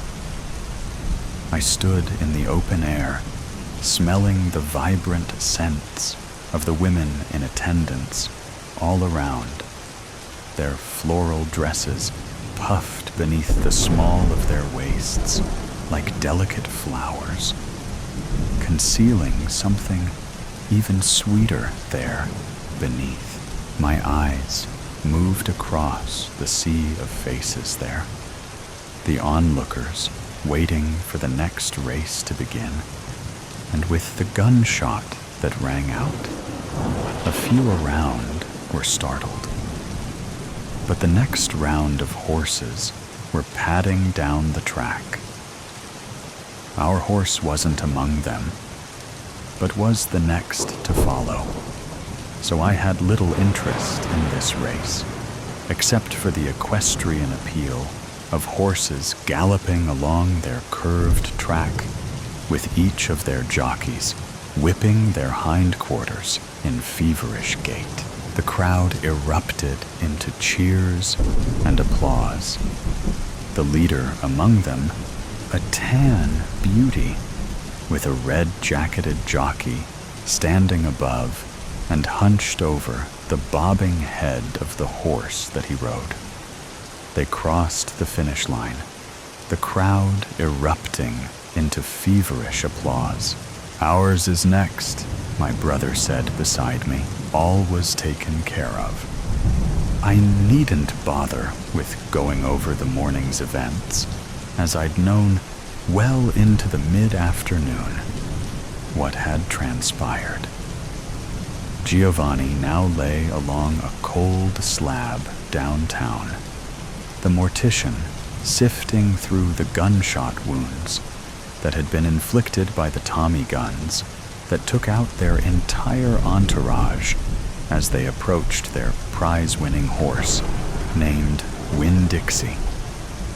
Our man inside had seen to poisoning Winn-Dixie with enough tranquilizers to kill a horse, to pun, but we'd be there to watch it as it happened. The horses had left the track, their riders collecting their wreaths of flowers before padding along the high walls to adoring and cheering fans. "You're certain it's been taken care of?" I asked, looking at him, my eyes trailing over the scar along the side of his face. "It's done," he said, without looking at me, feeling my eyes running along the course of that jagged line. I focused forward once more. "Father will be pleased," I said. There wasn't anything else to say. This was the first in many events moving forward. The decision that we were consciously making in a coup to take out our flesh and blood and run the organization the way that we saw fit. The world was moving right along beyond the cozy place that Father had built and remained. This was the world of the steam invention, industrialization, changing political landscapes, and even grander concepts that eluded Father. It seemed that in just an evening's pass, the world had left him there, a fossil amongst the living, and that no world would welcome his old ideals and aging perspective. I glanced at my brother now, not knowing how long he'd been staring at me. Both of us knew. When this is all over, you'll take the north, and I'll take the south side, he said. I focused my attention on the track before us and nodded. I would take over my father's estate, and my brother would take control of the Italians. Boston was ours for the taking. There was a long pause between us, waiting for the next race to begin. A stir of excitement amongst the onlookers. And then the gunshot came. The gates opened.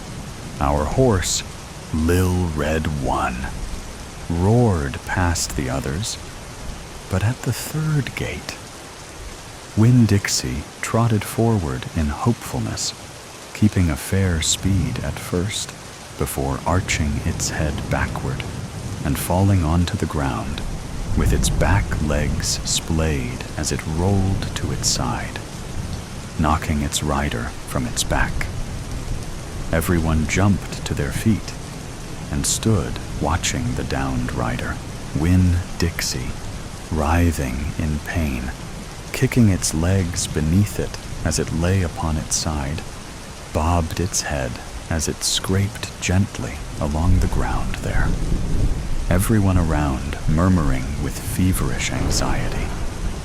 Winn-Dixie, panting, kicked its feet a few more times, stopped, heaved, and let out the last of its breath. Lil Red 1 crossed the finish line in first place, without the other riders knowing what had happened.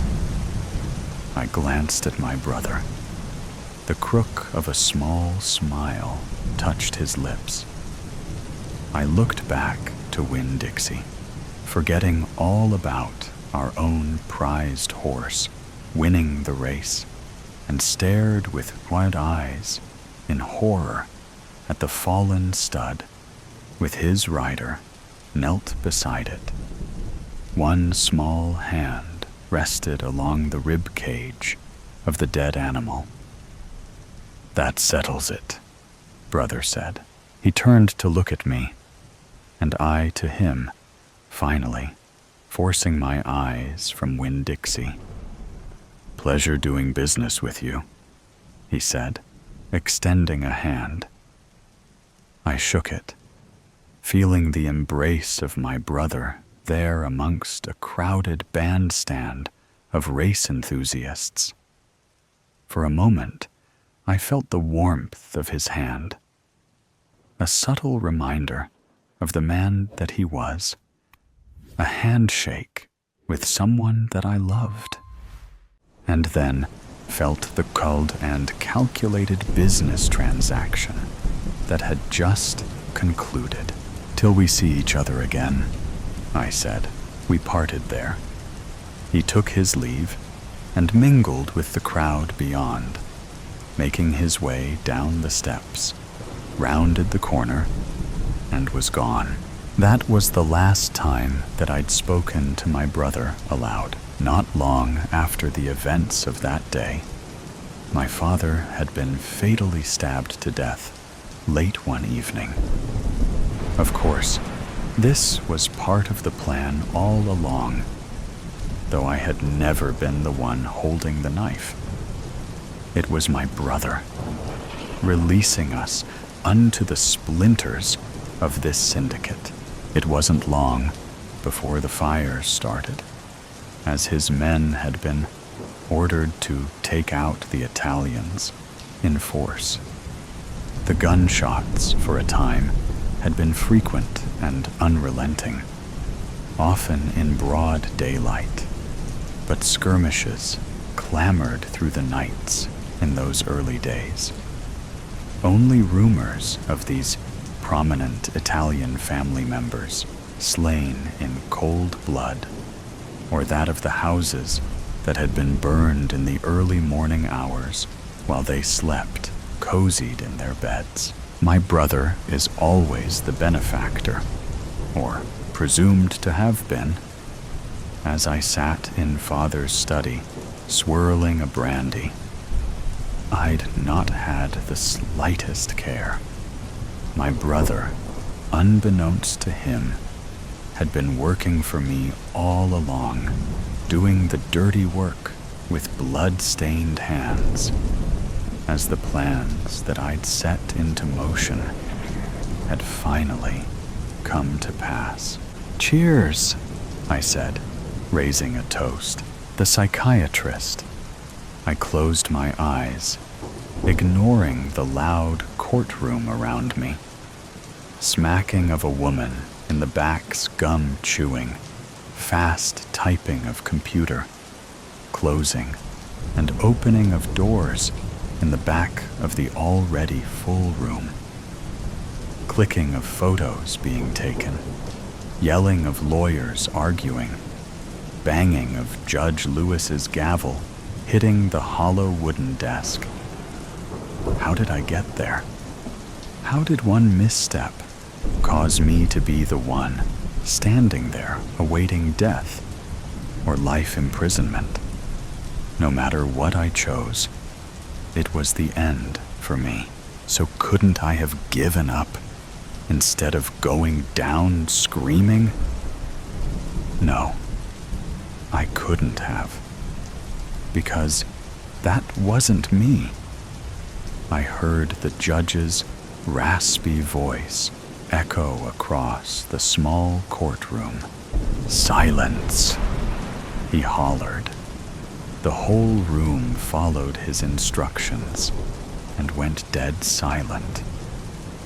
"Miss Davis, I will ask once more," the judge sighed in a strained but steady voice. "How do you plead? Guilty or not guilty?" His voice faded slowly, like he was on edge.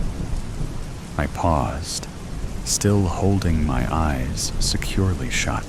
His strained, groggy voice gave me the feeling he was tired, angry, annoyed, and possibly sad. The way his jaw moved very gently and seemed clenched, even when he spoke, was a curious realization. Though when he did speak, normally, his voice was slow and dull, which was pretty normal for someone his age. But still, I knew something was wrong. He had a small wedding band on his right hand that was slightly rusted around the edges. Married for 30 years at least. He had bruises covered by a tattoo on the back of his same hand, which I noticed immediately after. It was new, practically 3 days old. Gone, but never forgotten. It read next to a small signature. I thought back more to the tattoo. JLJ, the signature read. Was it short for John Lewis Jr., the judge's son? The judge was grieving, not tired. He seemed so gloomy. I leaned my back against my chair, only to feel a soft vibration. So I listened. A uniformed officer behind me was tapping her foot on the floor quickly. Not normally, though. It was like she had somewhere to be. Nevertheless, it wasn't enough information to know for sure. Officer Howard had walked me in there, so I must have seen more. I remembered the way she walked, with a small limp on her left side. And when I asked her what courtroom we were going to, she responded angrily, like she was frustrated with a simple question. During the entire opening remarks, I kept hearing her heartbeat in the silence, and it was beating fast. But why was that? Was she nervous? Perhaps anxiety? No, that wouldn't explain the limp.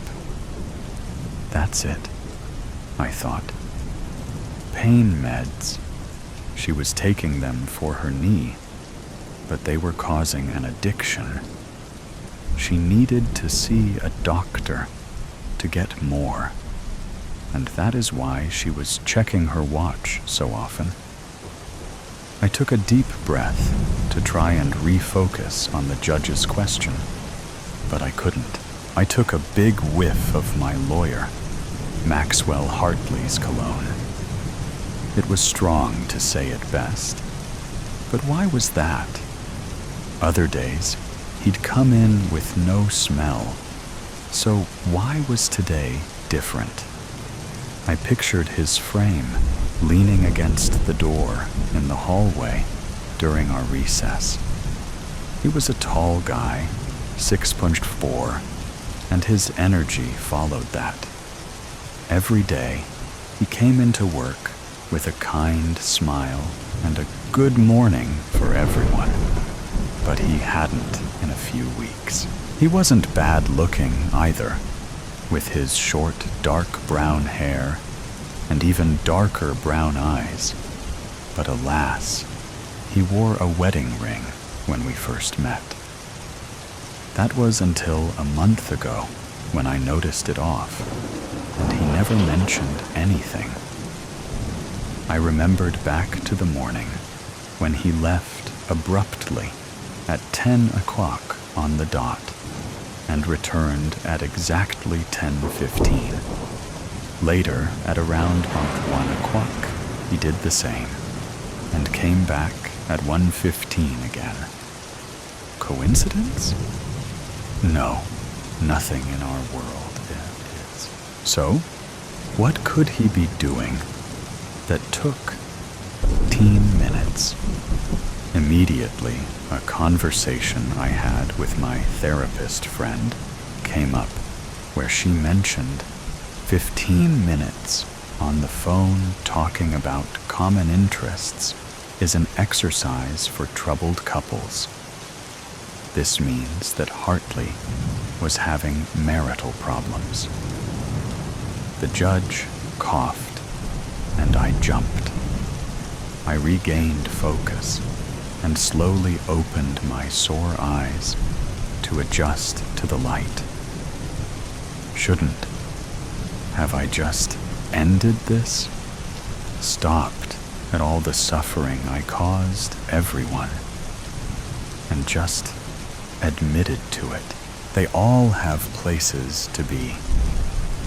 So why couldn't I just say, yeah, I did it? 4 stupidly simple words I couldn't get out of my mouth. Why didn't I think I did anything? I did. I killed so many people. I can admit it now, but what was wrong with me then? I'm a psychiatrist. I should be able to tell what is wrong with people with the slightest movement. But in this case, I can't, and I don't know why. The entire trial, I had no feeling in me. It's like I was turning into someone else. I felt no remorse for killing 17 people. And yeah, sure it was out of my hands. But I still was caught red-handed prescribing medication people never even needed just to make a profit. I just don't understand it all. I have studied the brains, body languages, and emotions of thousands of people for most of my life. Yet somehow, I can't find out why or what happened to me. I was a good person before all of this. I had friends, an amazing career, a life, and a family. So how could one bad decision make me want to drive that all away? The answer, you may be wondering, I will never be able to give. I shot out of my chair fiercely. Not guilty, Your Honor. The whole courtroom gasped out loud. I plead not guilty. Harmful intentions. History shows that technological advancement brought about the end of civilization, fragmented into divisions that hastened its collapse. The problem was that the majority thoughtlessly embraced regression, while the intelligent proclaimed that freedom had ended long ago. Freedom ended with an algorithm that read intent, marketed as a savior, but fundamentally incapable of understanding logic. To avoid chaos and preserve harmony, the apology law was introduced. If the algorithm identified someone with intentions deemed harmful, the accused was legally obligated to apologize to the victim. If the accused apologized and admitted guilt, acknowledging that they had harmful thoughts, they remained in the registry, but were not punished. However, if accused 3 times, or if they refused to apologize, they were declared a danger to society and exiled to the zone of silence, a place where no communication with society was possible. On June 23rd, at 1:10 a.m., 2 lifeless men in bland gray suits appeared at my door. "You are accused of harmful intent," they said, offering no further explanation. I had no choice but to go with them. The 2 gray men escorted me to a claustrophobic cell with concrete walls, no windows, and a single chair in the center. They told me they'd come for me at 6 in the morning to take me to trial.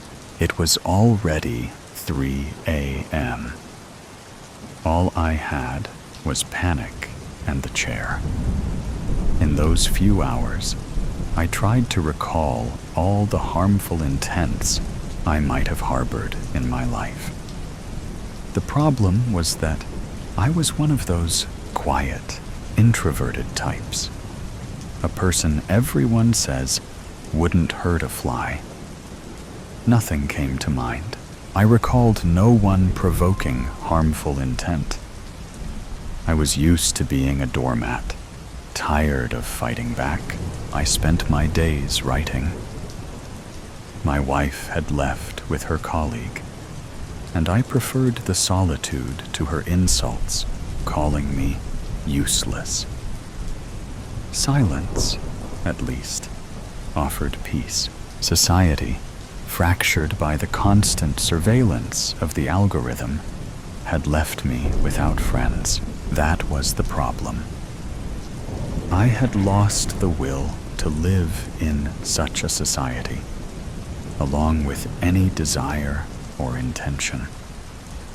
Smoking, drinking coffee, and writing were habits, not intentions. Detention bewildered me. I didn't even live with intent. I suppose it was precisely 6 o'clock in the morning when the 2 gray men returned for me. They didn't strike me as the type to joke about seconds. They led me through narrow, gray painted corridors with gray doors on either side until we arrived at an empty courtroom where they gestured for me to sit. The courtroom reeked of bleach, as though executions had occurred. Suddenly, it dawned on me. What if the algorithm, incapable of interpreting context and logic in thoughts and feelings, had interpreted one of my stories as harmful intent? It was true that I often vented my frustrations by punishing characters in my stories. The algorithm must have misinterpreted every artist. That explains the disappearance of art. At that moment, a prosecutor burst into the courtroom as swiftly as a swallow's tail. But there was no defense attorney. That profession no longer existed. The prosecutor was a tall, skinny man, one of those people you'd say had been consumed by malice from the inside out. A worm, a tall worm with feet. He wiggled constantly, twisting as if he itched all over or urgently needed the restroom. As the worm ignored me, I let my gaze wander across the courtroom. The gray walls pulsed, rearranging with each blink. Above the judge's bench, AI slogans flickered erratically. Freedom is the absence of choice. Apologize to survive. Their chaos reflected my growing despair. It became clear that I no longer existed, even as an artist. AI wrote instead of me. The worm wiggled, pointing to the door. A figure entered, the judge of intent, and took his seat at the bench. His mismatched face and darting eyes gave him a grotesque, puppet-like appearance. When he spoke, his voice didn't match his mouth.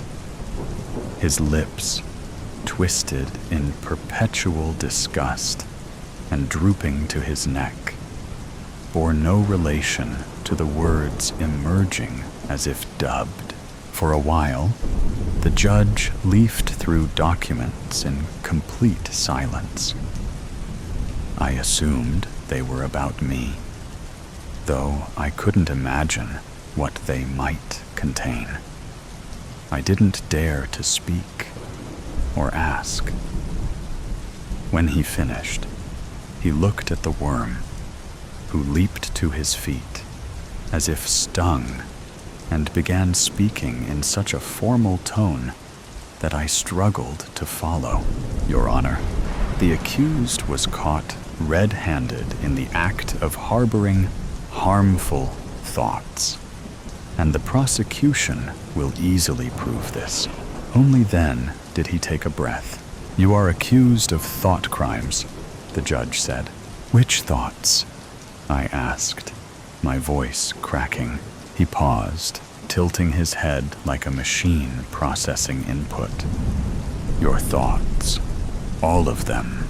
But Defensiveness confirms intent, he interrupted. My voice collapsed in my throat. I didn't know what they wanted me to confess. And perhaps neither did they. How do you plead? The judge asked, his voice rasping, as though he'd been smoking 2 packs of cigarettes a day since birth. Plead, Your Honor. I mimicked how the worm addressed him.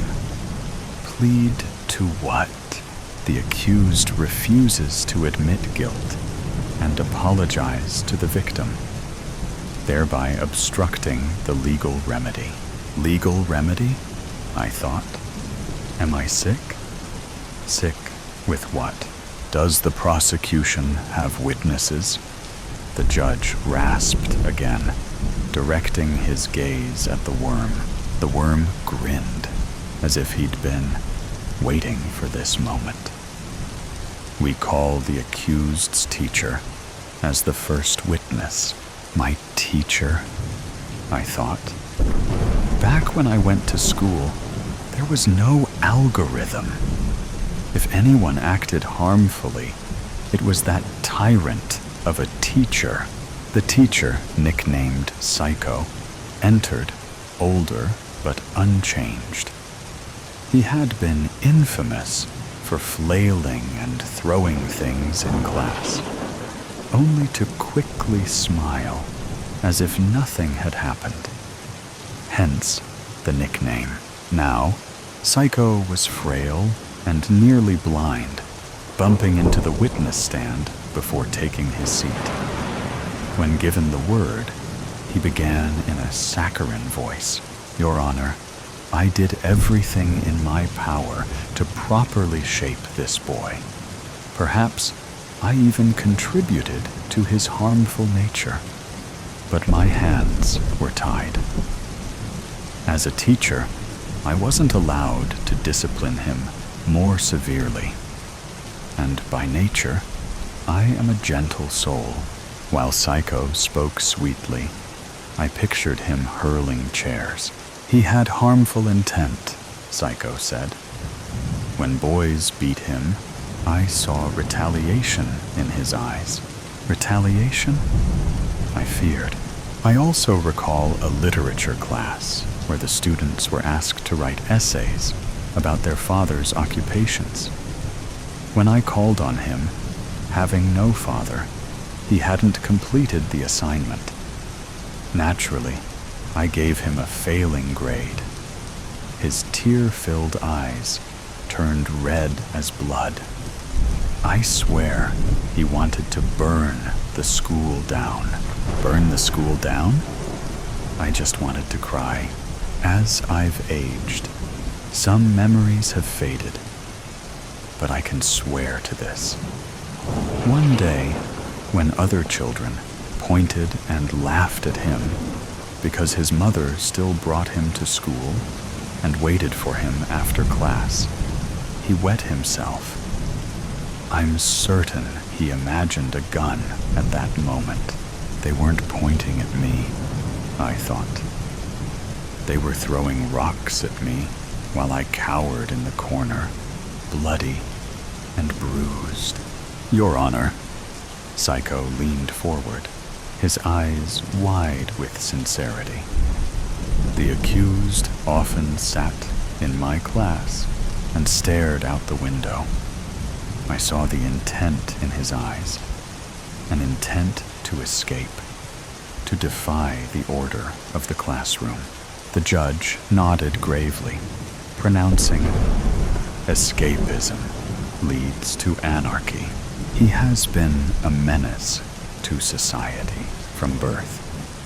There is no doubt that he is guilty."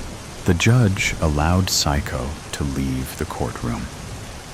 As he shuffled out, painfully slow, or as fast as he could manage, I wondered, how is it possible that even after these absurd and grotesque accusations made up by a tyrant, I feel harmful intent toward him? The judge turned to me again, rasping, "Do you admit guilt and apologize to the victim?" "Guilt for what?" I asked, confused. Am I actually on trial for one of the ridiculous situations described by a madman? "No," the judge replied coldly. "The prosecutor has brought witnesses to testify about your character, which is evidently prone to harmful intent. You are on trial for an intent only you can admit, and you must apologize to an anonymous victim. Otherwise, you will be exiled to the zone of silence." Then, no. I truly don't know what intent you're referring to. Wouldn't it be simpler to tell me the accusation so I can respond to a real charge? You clearly don't understand the system. Prosecutor, call your next witness. The worm wiggled with delight, announcing, I call the accused's wife to the stand. She entered, adorned with gaudy jewelry, her hair styled into an overdone perm that made her head look enormous. Her makeup-caked blouse emphasized her unattractiveness. A harpy, I thought. We had vowed to stand by each other in good times and bad. Yet here she was, standing as one of the pillars of doom, ready to crush me. I sat there, devastated, staring at the table, holding my head. I didn't have the strength to look at her, perhaps the most important person in my life, betraying me to prove her loyalty to the system for her own survival, unconsciously blending the dialects from my southern birthplace and her western home. She made a strong effort to speak in the central dialect. It was quite funny, but my reaction barely reached the corners of my lips. The main heroine of a Turkish soap opera couldn't have been more unconvincing and exaggerated, Your Honor, she said tearfully, though no tears appeared. This man stole my youth. The algorithm should have caught him sooner. She clutched a tissue she didn't use. He once asked if I was happy. Such doubt is harmful to harmony. I had once loved her confidence until I saw her superficiality for what it was. She added a sniff. I love this man, but I love the truth more. I'll tell you everything. The truth that the perm wasn't the best idea, I thought bitterly. I married him out of love, but he hid his harmful intent until the wedding. Soon after, he began calling me degrading names like useless and a rag. I looked up in shock. Why is she blaming me for her words? I feared his intent to harm me or end any chance of having a child. She threw herself across the bench dramatically, sobbing loudly, but still without a single tear. This deeply hurt me. After years of silence, I reacted with a yell. What are you saying? How dare you? I begged you for a child all these years, but you said you didn't want some brat to ruin your beauty. The judge interrupted me with a loud thump of his gavel, stating that he wouldn't allow me to insult the poor woman on the stand. I sat down, stunned, clutching my head. Am I crazy? Maybe they're all telling the truth, but my perception is warped. But if this is true, then I'm not me. I don't know who I am anymore. As my thoughts struggled to regain some clarity, the actress on the stand continued her performance. Thank you, Your Honor. I'd like to add the most harmful intent of the accused. The accused? I thought. So now she's stripping away my very name, my status, my identity. I know I'm not perfect, but that's only because I respect the algorithm. The accused loved silence, and I preferred to speak my intentions out loud. rather than live in fear of how they might be interpreted. Sometimes I wonder if I lost him in all that noise, or if I simply didn't understand him. She paused dramatically. But the algorithm is far more important to me, even more than my appearance. Maybe that's why he told me he wanted to leave me for his colleague. But I refused. And since the law doesn't allow divorce unless both parties agree, she paused for a long moment. He intended to kill me. She collapsed, fake sobbing and writhing in exaggerated anguish. A weak range of actions for such an actress, while the worm escorted the exhausted woman out of the courtroom. I remained frozen.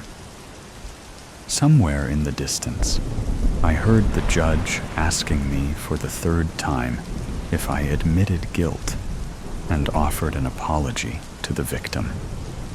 I responded from some other place. The words slowly came out of me, almost mechanically. If we were caricaturing the roles, this woman, my wife, would be the victim. Am I accused of killing her? I asked. Well, yes, I must have killed her. There's no other explanation. Is this the guilt I must admit and apologize to this victim of genocide? Don't make me repeat myself. The judge was now even angrier. I told you that the witnesses don't know the reason for your trial. Only you know your intent. Will you admit it? But what worse intent could I have than murder? For murder, you'd be punished without trial. But your disgusting, repulsive, vile intent could shake society to its core and completely destabilize harmony. I sat down, mouth agape. Prosecutor, introduce the final witness, after which I will deliver the verdict. Completely beside myself, lost in my identity, and thus lost from the courtroom, I didn't notice that my mother had burst through the door and jumped onto me over the desk. She clung to me, caressing me roughly, as if slapping me, and hanging from the desk, trying to reach me with kisses. You're mine! I won't let anyone have you! As the worm gently pulled her off me and led her to the witness stand, I remained motionless. I just turned my head toward the window and stayed catatonic. Meanwhile, she wailed, "Let me take him home. I won't have anyone to sniff my flesh to see if it's gone bad, to call to come for me every time I have a diarrhea attack." He didn't mean it. All the teachers loved him. His wife adores him. He's a model citizen. I never let him out of my hands. He's my baby, my lover. He's my trophy, proof of my perfection. If you condemn him, you condemn me too. Come to mother, son. Let me nurse you once again. I stared through the window, a lifeless person inside me, into the lifeless city. In the background of the so-called harmony, this society operates like a perfectly tuned machine. Silence on the streets, people moving in neat lines with minimal interaction, and a complete loss of the spontaneity of human connection. While they forcefully dragged some mad woman out of the courtroom, I noticed the passers-by didn't even raise their eyes, as if everyone had already been condemned to silence. Absently, I heard the judge asking me for the last time if I admitted guilt and offered an apology. Out of my body, as if hypnotized, I whispered, "What guilt? For what? Who?" I've always been more afraid of hurting someone else than myself. The worm, now almost gleeful, turned to the judge, who looked at me with wide eyes. "So, you admit?" "What am I admitting?" I asked, my mind still reeling. "You admit your harmful intent?" I didn't understand. The judge nodded to the worm, who whispered to me, "You just admitted your harmful intent." What did I say? That I would rather hurt myself than hurt others? "Yes," the worm rejoiced, and then it hit me. The previous night, I had thought about how I never quite fit in, how I had no life or expectations, and that the best thing would have been to end my life long ago. So that's it? I'm being accused because suicide seemed like the only way out. The judge regained his official tone. "Accused, stand up. It is my duty to read the law to you again. The court offers leniency.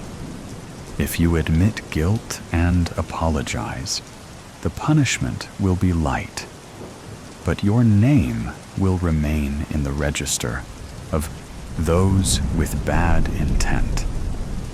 If you are accused 3 times or refuse to admit guilt and apologize to the victim, you will be declared a danger to society and exiled to the zone of silence, a place where no communication with society is possible." What will it be? Declare yourself, apologize to the victim, or be declared a danger to society. I pose no harm to society, only to myself. So I must be the victim. Yes, I am the victim. All these years, I've been helpless, not knowing how to fight, how to live, how to be human. That's why I intended to take my life. I finally spoke. "Your Honor, I admit I had a harmful thought," I said, "but not guilt. I will not apologize because it's not my guilt, and it's not for me to apologize." The judge's tired eyes met mine. He raised the gavel, declaring, "Guilty." As I was led to the zone of silence, I passed a wall with faint writing on it, barely legible, written by a shaking hand. "Silence is not the end." I couldn't help feeling I wasn't alone. Silence embraced me.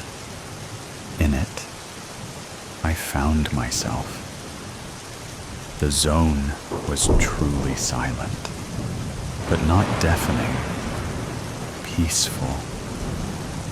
Finally, I could hear my heart, my breath, my thoughts. Here, in a world without judgment, I was no longer a son, nor a husband, nor part of society. I was simply me. This wasn't the end, but the beginning. Silence. Let me exist. Silence is freedom. Confessions of the Wicked. Trigger warning. This story contains mentions of suicide, murder, SA, and drug abuse to whomever it may concern in the future. I must confess, Lisa clutched the letter tightly in her trembling hands, her heart racing as she tried to process the words before her.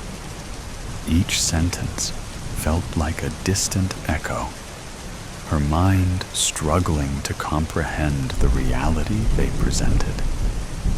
The ink on the paper blurred into a haze as she stared at it as if it were a passage from a dramatic novel rather than a message meant for her. One shaky hand dropped to the desk, the wooden surface cool against her palm, while the other instinctively covered her mouth in a futile attempt to stifle a gasp. A powerful wave of dread surged through her, leaving her muscles taut and aching with anxiety.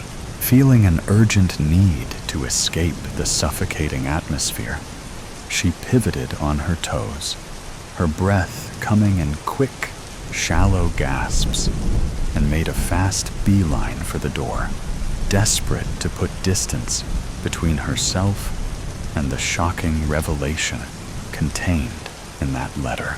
Her mind raced wildly, grappling with the cruel reality of working in the very prison where her brother had been a devoted inmate for the last 10 years. The stark, cold walls echoed with memories of their shared laughter, now replaced by a haunting sense of despair. Every day, she poured herself into her work, driven to the brink of insanity as she navigated the complex legal system, desperately seeking a way to free him. Yet, in the quiet moments, a dark shadow loomed over her thoughts, the chilling possibility that all her efforts might still fall short in saving him from the fate the letter she held had predicted.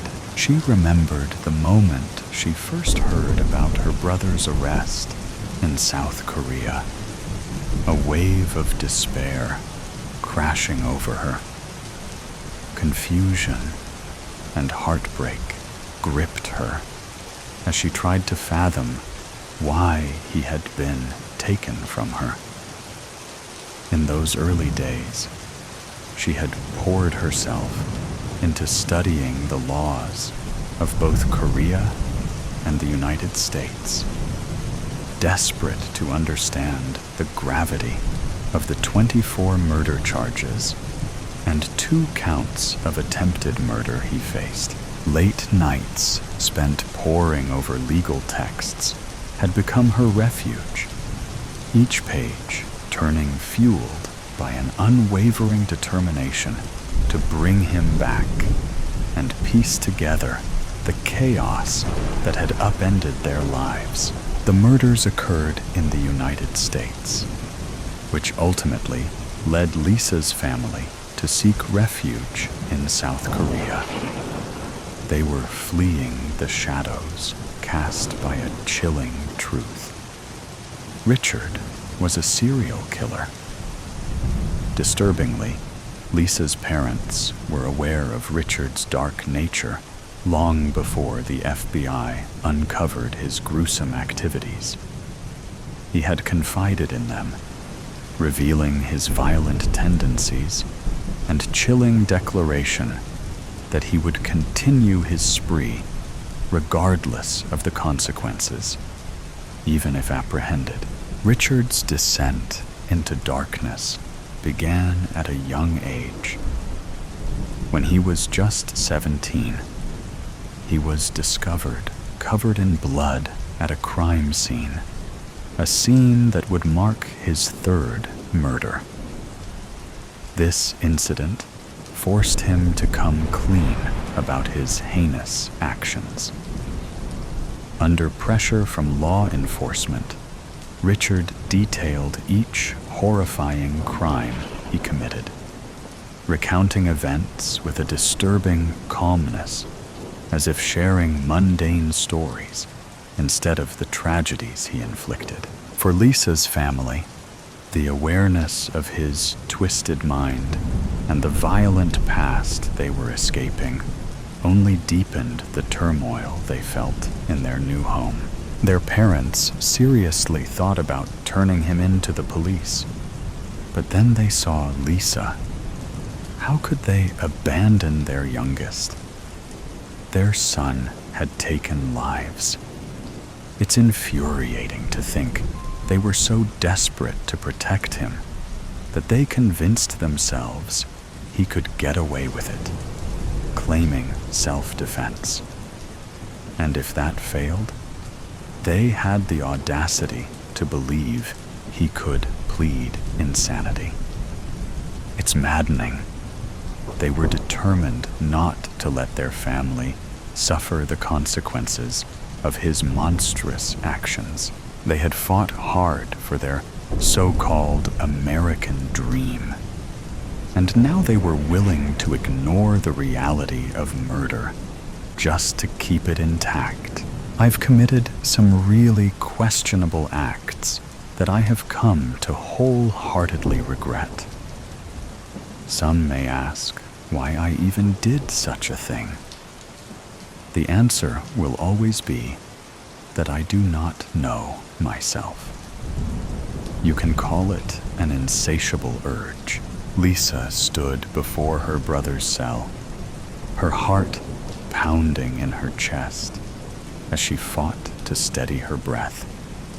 Each inhalation came in shaky increments, a desperate attempt to keep her presence unnoticed in the cold, dimly lit hallway. She searched for some sort of implication to give truth to that letter. All that was in the cell were her brother's two very active cellmates. They slept serenely, coddled up like children against the wall of their respective bunks. As she tightly gripped the cold metal bar of the cell, an electrifying tension filled the air, causing the inmates to stir in panic. It was as if a primal instinct had been awakened within them, leading them to believe they were suddenly thrust into a perilous struggle for survival. Much like the brutal realities one often faces in the dark corners of the slums. The brawny ginger had his eyes wide and red with irritation. He almost flew from his frame from the banging that Lisa's small palm had brought to life with a touch. The other, smaller but still muscular, had softly turned himself over, almost unbothered by the verbal intrusion caused by the one female CO showing up at their block in the dead of night. There was only a lustful glare there. She sighed and glared at them, her stare demanding to see the last person in the shadows. She hoped from the bottom of her heart that her brother would creep up from behind the twin bunks. A silence made static pass through her ears, and her brother didn't emerge. Instead, that small inmate crept from his laid-down position and mirrored Lisa at the entrance to the cell. He breathed hard with a tangy output, showering Lisa's face with disgust. She scoffed as she pressed on her heels, steadily taking a step back. To Lisa, the inmate in front of her looked like a starved beast. She often saw the man in front of her teaching other inmates how to cope with their new life in prison. As an inmate himself, he should not have had the right to do so. But his compassion and leadership led people to look up to him. He was honestly the sweetest man that she could claim she met in prison. Even her brother had more spine than muscle.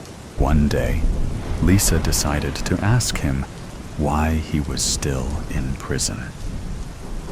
He explained that same night that he received a life sentence after being caught. He admitted that when he was free, he kidnapped and tortured an uncomfortable amount of transient women. He said something along the lines of, "God has no respect for harlots." Maybe he was insane, but he claimed he was a respectful man of the Lord. In the state he stood in now, he was the pure antonym of the nice guy persona he usually shows. His eyes rested half-lidded and bloodshot. His gaze lingered on parts of her body with an unsettling desire. Although his hands gripped hard on the bars on either side of her face, he looked ready to topple over with a single misstep. He mumbled to say something, but she was only able to understand the slurring of an accused drunk. Realizing her presence made no difference to anyone in the vicinity. She sucked in as much as she could and ran off with that breath held within her chest, the letter out as if it was coming true. I want to see the chaos from the front seat. Such a massacre has been my dream since becoming a person of power. I can do it, so why not? For 25 years, I have gotten away with enough wrongdoings to make the boy I'm killing tonight look like a saint. He's been a serial killer since childhood, but he's merciful in the sense he ends their suffering. However, Lisa rushed through the halls with her hands clasped around her keys. She glided past cell after cell with nothing standing out to her until she heard a muffled bang come from the prison's watchtower, cantered in the lunch area on the first floor. She crept up to the door and reached for the knob. A sharp pain ran through the muscles in her wrist. Her eyes closed for the moment of impact before she opened them to see her brother in nothing but his worn-out, once white, prison boxers. His eyes were wide and the same shaded red as the other inmate she had seen up close. His entire face was morphed into fear itself. Lisa had never seen him look like this. Richard fell on top of her, breathing as if he just escaped a nasty waterboarding session. Except he wasn't wet. He was covered in oil. She froze in place, a fathomable confusion filling her expression. The room grew more tense as Richard only stared for a moment and opened his mouth, inhaling and howling. He then pushed off Lisa's chest and sprinted away, never turning to look back. His destination seemed unclear. It just looked like he wanted to get as far away as possible. At first, she found the cowardice retreat understandable because it made sense. The only time a prisoner would get to enter the watchtower was if they were in trouble and about to receive some sort of punishment. My morals have morphed over the years. I'm not an old man going senile. I have come to embrace the cruelty I wish to inhabit, although I still recognize that this is wrong. I want to watch the hell burn from its core. I understand that this is an unforgivable madness. The ending of the letter resurfaced in her brain as the warden walked out from the shadows of the tower. He smiled widely, towering over her in uniform pants and his uniform boots. He lifted his hand with his gun pointed to his head. She stared in horror as her brother's howling continued like a dog whistle. Before she could catch up with herself, the gun was fired and a bullet went straight through the warden's skull. So I write this letter to let you know that I will be taking my own life after have fun. And I take the boy's. His body fell limp, and the alarms finally took away her silence. She stared at the body, and the next 4 hours of her life passed in a blur. She was taken into emergency care and treated for substance abuse, just like everyone else in the prison. Even though she had accidentally saved her brother's life that night, it was already too many deaths, too late. The world had already been spoon-fed the confession of the wicked. One last thing.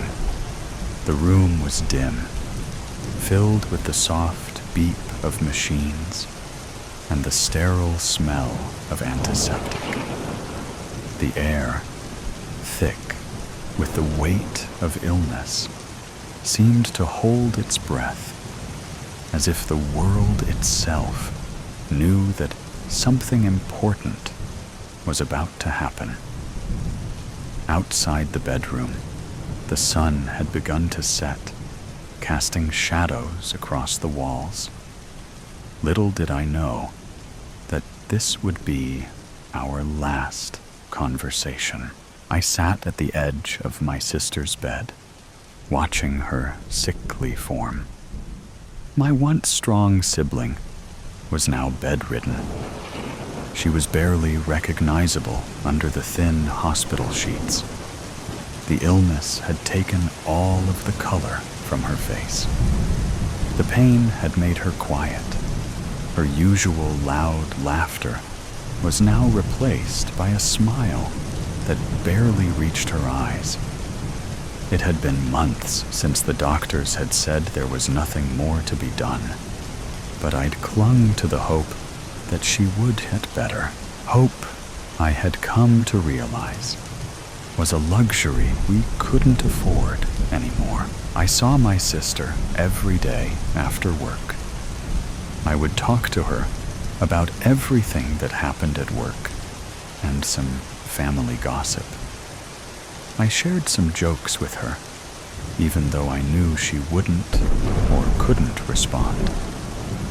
The hospice nurse said to expect her transition any day, but honestly, I didn't. I just wanted my oldest sister back. But nothing surprised me more than what she said to me one afternoon. She turned her head towards me and opened her eyes. She grabbed my hand as she tried to get the words out. "Claire," she said, her voice cracking. "There's something that I need to get out before I die." I leaned closer, trying to ignore the pang of anxiety that tightened my chest. "What is it, Jean? You can tell me anything." She squeezed my hand. her grip surprisingly firm for someone so weak. Her eyes held a gleam of urgency that I hadn't seen in a long time. I got to get this off my chest. It's bad, very bad. You will think that it's something terrible, something unforgivable. I stared at her, not sure how to respond. The words felt like a weight pressing down on my chest. I had always known my sister went through something dramatic when I was away at college. Our parents and grandparents never told me what it was because they wanted me to focus on school. Every time I came home on a break, her and my parents would have this unspoken conversation, and I would feel left out. By the time I graduated, it no longer bothered me, but now she's deciding to tell this secret on her deathbed. What do you mean? I asked, my voice barely above a whisper. What have you done? She closed her eyes for a moment, as if gathering her thoughts, and when she opened them again, there was a deep sadness in her gaze. It's about our stepfather. I never told you the truth about him, but I have to now. You deserve to know. My heart skipped a beat at the mention of my stepfather. He had been gone for years, disappeared when I was in junior high. I had never fully understood why he'd left or what had wholly happened.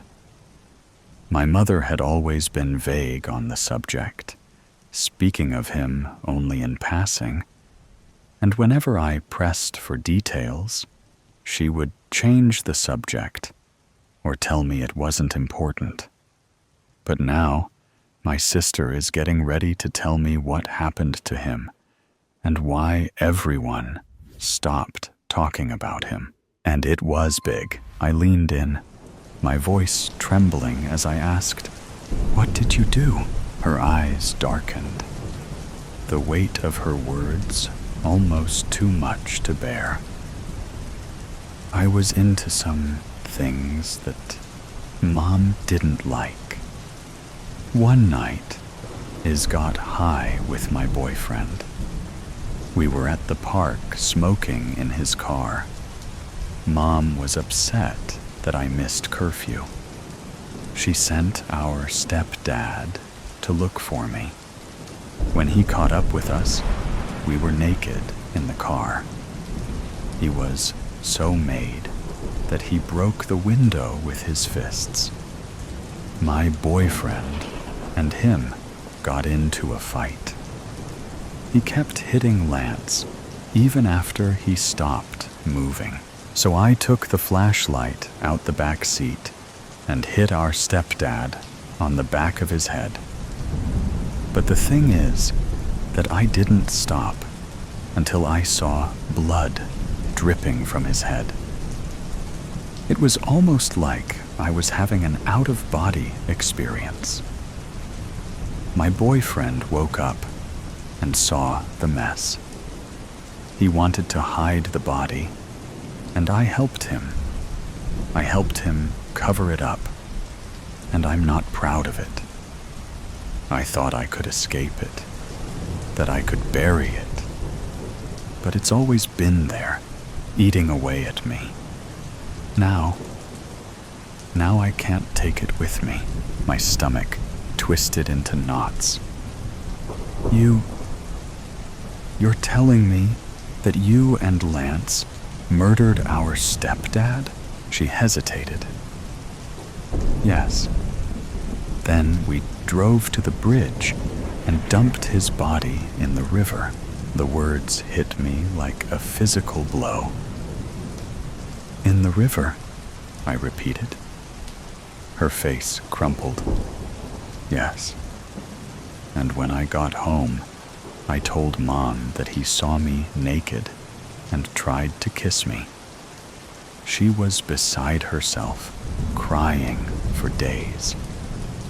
Grandma came over to comfort her, while Grandpa packed up all his things.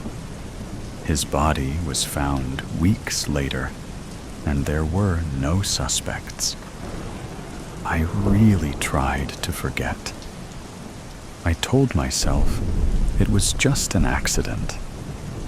It wasn't my fault, and that I had no choice.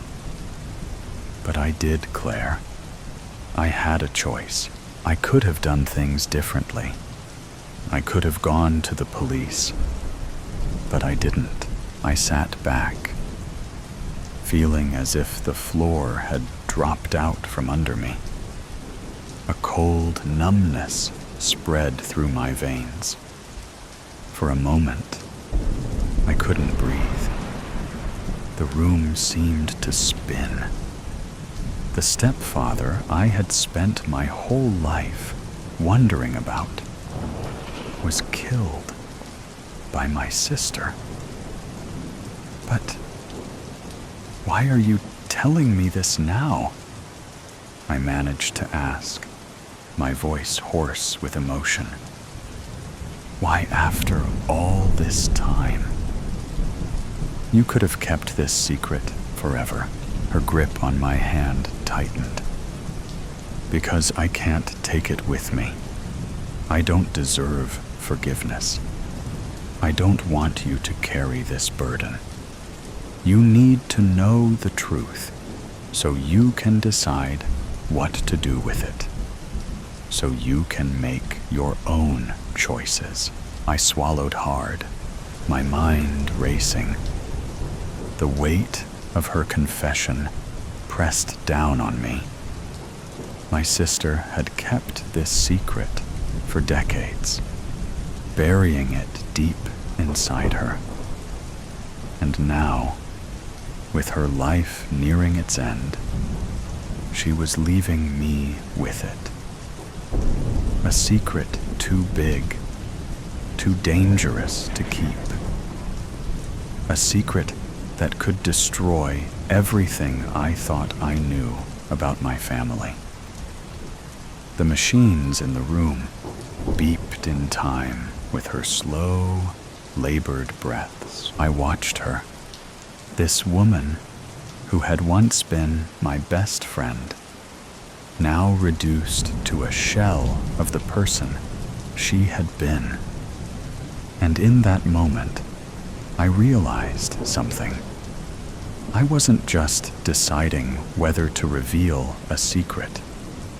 I was deciding what kind of person I wanted to be. In the end, I didn't know if I would ever be able to reveal the truth to the world. But for now, the secret is staying with me. The inheritance. Christ, Beck snapped, giving a start. Before her stood a tall man in a butler's suit. His lips curled, and he lifted a sardonic brow as he gave a small, mocking bow. Her eyes moved from his oddly fat feet up his short, sturdy legs, where the tail of his coat hung below his knees, and moved back and forth in the slight breeze. His hips were narrow, but his long body widened into a thick paunch. Then his chinless head squatted on shoulders, no wider than his girth. His long, thin nose occupied his face. You frightened the bejesus out of me. Who the hell are you? She asked. Who is this? And why is he inside my aunt's house? And why is he dressed in a black suit straight from the early 20th century? His smile widened into a toothy grin. Falstaff, "The butler, at your service, ma'am." His hooded eyes blinked slowly, and he bowed again. The man was repulsive to look at, but Beck was drawn into the dark depths of his strange eyes. With an effort, she broke their gaze. Auntie had a butler? She never said.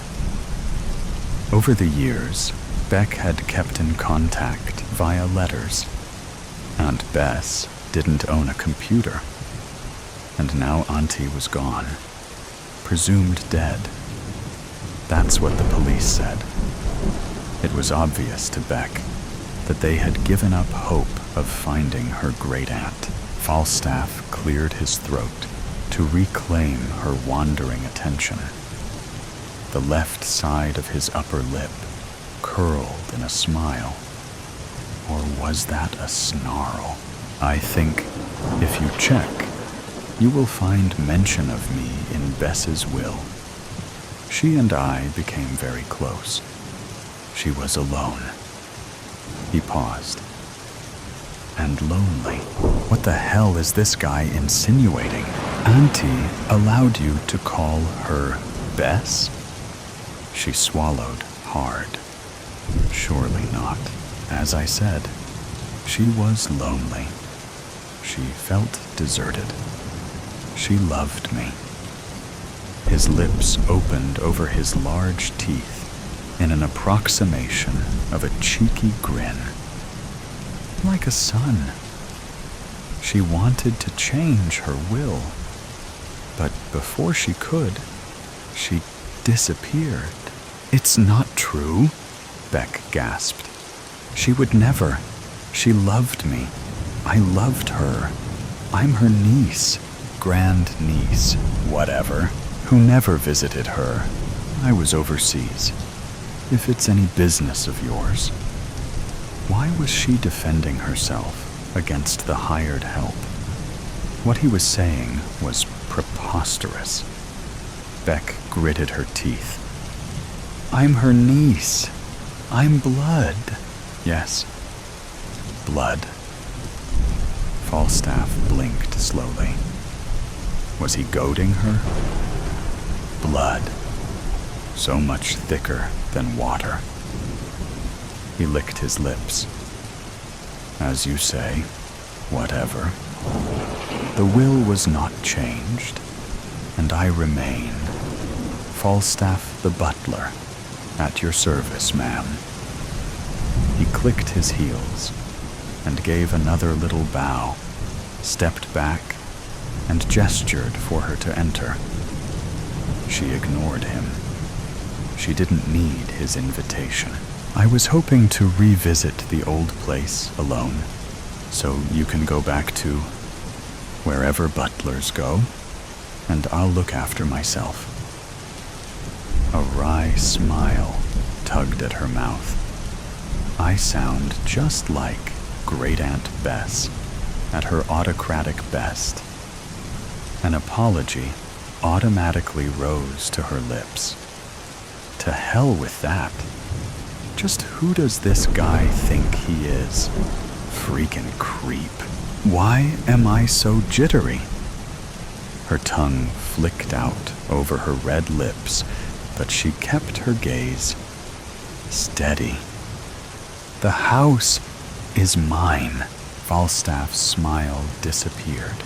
His nostrils flared, and his coal-black, unblinking eyes stared down his long nose. Beck lifted her chin and stared back. Prick.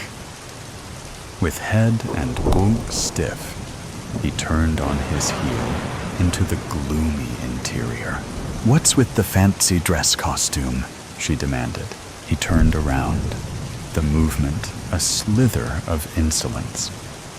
"Oh, just something our Aunt Bess liked to do for guests," he replied. How dare he? Our Aunt Bess, indeed. She liked to relive history. It gave our visitors a bit of a thrill. Tourists are stupid. There it was again. that infuriating superiority and mockery. We could, and did, frighten the fools with tall tales of hauntings and death. Aunt Bess and I enjoyed the game. Solid, sensible Aunt Bess playing dress-up? Surely not. I want to be alone. Falstaff bowed smartly as he replied, "Perhaps Madam would like me to bring her bags in. Shall I put them in the master bedroom?" "Sure. Why not?" She tossed him the car keys, which he snapped up with his left hand in a strangely smooth and agile movement for someone who looked so awkward in his own skin. He moved forward. She backpedaled as he passed, surprised and confused by a fleeting apprehension. Shaking herself, she stepped onto the black and white marble tiles of the foyer. Automatically, her hand reached to the right and flicked the switch. The brassy brightness of electric light pushed the shadows back. The old Dutch lamp still hung above the entrance, but an ugly black cord snaked through the decorative fretwork and into the base where it connected to a bulb, instead of the genteel neglect of her memory. The harsh electricity showed dilapidated antique furniture and fading decor. She threw her red bag onto the armchair, making a bloody splash against the faded green velvet. She kicked off her red stilettos, making a matching puddle on the floor. She noticed a dimmer switch and twisted the knob. "That's better." A smile curved Beck's mouth as she gazed around. Her mother had brought 8-year-old Becky here to live, just for a few weeks, until after the divorce. Becky ended up staying for 36 months, during which, under the generous care of her forthright great-aunt, she blossomed. Aunt Bess taught her that you could love without anger, manipulation, and shouting. Beck bit her lip to prevent the tears. Be sensible. Auntie was very old. She had a good innings. Beck heard the old lady's rusty voice. "Buck up, girlie. That's life. Look to the future." "Yuch!" Beck wrinkled her nose. What was that disagreeable, swampy smell? She spun slowly around. A veil of dust made everything appear out of focus. "Hang on. I thought that guy said he was the butler. Why is everything so dusty?" Moving further down the hall, she said aloud, "Lazy bastard. He is so gone when I get settled." Thud, thump, thud, thump, thud, thump. Beck froze, heart pulsing painfully in her throat. She turned and saw the butler's legs disappear around the curve of the stairwell. Had he heard her? Too bad. Perhaps it will improve his attitude. His tread thudded resentfully into the dusty carpet as the back corner of the valise thumped the stair. Thud, thump. Beck laughed and returned to exploring her surroundings. "Bet the bossy old broad's turning in her grave," she murmured, running a well-manicured finger tipped in blood over the arm of the settee. A photograph of the fabulous old Tartar, looking her imperious best, glared down at Beck from high on the wall. She always appeared fearsome until you got to know her, Beck thought with affection. She squinted at the picture in the golden gloom. Good grief, it could be me, she thought. The Aunt Bess in the picture was younger than when Beck knew her. Straight-backed, strong and indomitable in her khaki riding habit. She held a rifle over her left shoulder and rested one leather-booted foot on the head of a dead lion. I was so happy here, Beck said, addressing the portrait. I did love you, you know. I'm so sorry if you felt I neglected you. She swallowed back her tears. Where did you disappear to, Auntie? I'll find you, I promise, or die trying. Her eyes moved down the hall. Instead of snarling from the wall by the side of the photo, a once beautiful lion's head stared up at the ceiling from atop a glass-fronted credenza. Just another tattered remnant of the past. Fierce eyes, now dull with dusty cataracts. Its roar inaudible. Back then, timid as Becky was, she had been fascinated by the ferocious head, mesmerized by such a powerfully alive image of death. Come on, touch her, child, Aunt Bess said. I killed her myself while Gunter and I were on safari.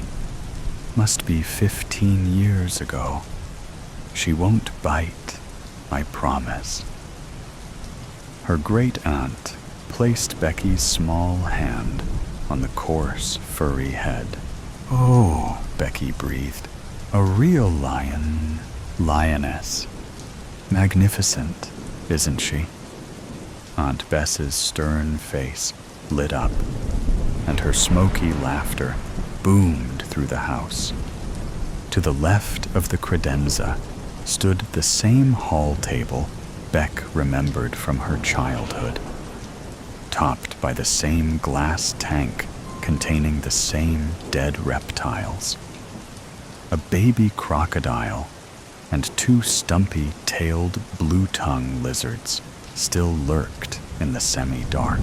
At 8, she had no knowledge of anything other than the small, untidy city unit where she and her parents lived.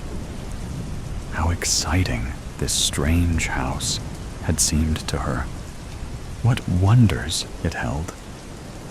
What are they? Becky asked. Her great-aunt took some pains with her explanations, enjoying the chance to educate. Becky's attention wandered as her eyes explored the other photos and memorabilia on the walls. Come with me. Aunt Bess grabbed the little girl's hand and led her to a door hidden behind the staircase. Open it, she commanded. Becky looked up. Go ahead, her aunt encouraged, her eyes promising excitement and adventure. Becky's hand turned the large metal knob and pulled the door's heaviness wide. They descended into the cool cellar. Along with the root vegetables and pantry shelves loaded with preserves and pickles, stood a long glass case containing an enormous saltwater crocodile, caught mid-snap. That's the croc that got my Gunter. I plugged the bastard right between the eyes, I did, Auntie said. Too late to save Gunter, though. She paused.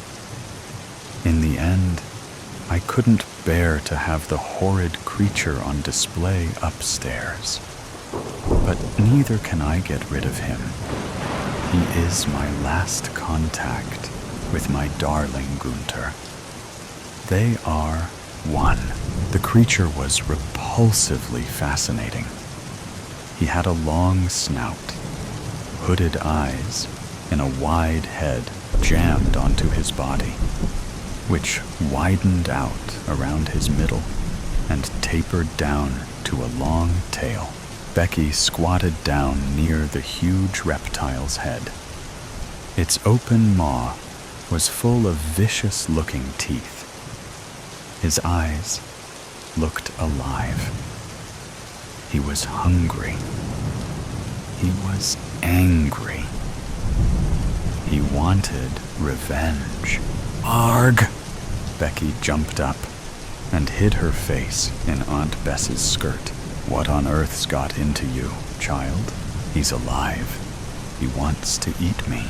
Her aunt wrapped her in a warm embrace and gave a laugh. You silly goose. He is quite dead, I assure you. Come on, time for cordial and cake.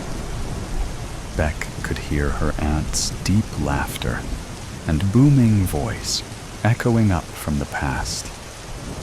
A shiver of apprehensive excitement tingled her spine. Is the beast still down there? She turned to her left. Beck sucked air, felt her bladder contract. Falstaff stood in the doorway, watching her. He raised his eyebrows in benign inquiry. She ignored him. The cellar door opened easily this time. She flicked on the light. A single bare bulb dangling from the cobwebbed ceiling struggled to throw off the gloom. It moved in the slight breeze, creating weird, moving shadows. Musty air spiraled up to her, redolent with memories. The rough, strong feel of Aunt Bess's hand, the smell of earthy vegetables, the sharpness of pickling vinegar, and the sight of that amazing creature, so dangerous, so dead. With a dry mouth, Beck ducked her head and thudded down the dusty, wooden stairs. The glass case was empty. The lid hung to one side. The outline of the creature was clear in the dust, as though he had only recently vacated his glass coffin. Where had he gone? Beck's nostrils flared, assailed by a fetid, swampy miasma. She searched the shadows, half expecting to find the reptile hiding in their depths. Idiot, she mocked herself. A noise rustled behind her. She swung to face the stairs. A shadow stepped forward. Jesus, Falstaff. She clenched her hands and spoke through her teeth. You nearly gave me a heart attack. I am sorry I startled you. Falstaff's oily obsequiousness belied the glint in his dark orbs. He gave a snort, showed his teeth. Beck stared into the reptilian black of his expressionless, hooded eyes. Her pupils dilated. She found herself unable to move, unable to think. He stepped closer, brought up his hand. Cool leather caressed her face. The cobwebbed light flickered, giving his movements a jerky, surreal effect. She smelled the earthy, overpowering maleness of him. Her senses reeled. Time held its breath. What you want? Beck forced the words from her constricted throat. Just you, he grunted. My Becky. She moved her head from side to side. No, you've always known. You, The last remnant of Bess, Falstaff hissed. He lifted his other hand, placed it at the base of her throat, where her carotid pounded irregularly. His grip tightened. Goose flesh prickled Beck's spine. Her heart fluttered in its bony cage. She couldn't withdraw her gaze, couldn't move. He brought ice-cold lips down. His fetid breath entered her lungs. The flickering light snapped off, so today's story has come to an end. Or perhaps it never really ended. There are mysteries still there, questions still unanswered, and sometimes things that seem to only exist in stories can creep into reality in unexpected ways. Are you sure that when you turn off the sound, everything around you will still be normal as before? Or is there something watching you? Either way, always remember that these are just stories, or at least we want to believe that they are. If you like moments of suspense, tension, and breathlessness, don't forget to follow me so you don't miss the next stories. And next time, when you come back, make sure you are ready, because what awaits you may be even scarier than you thought. See you again if you still have the courage to continue listening.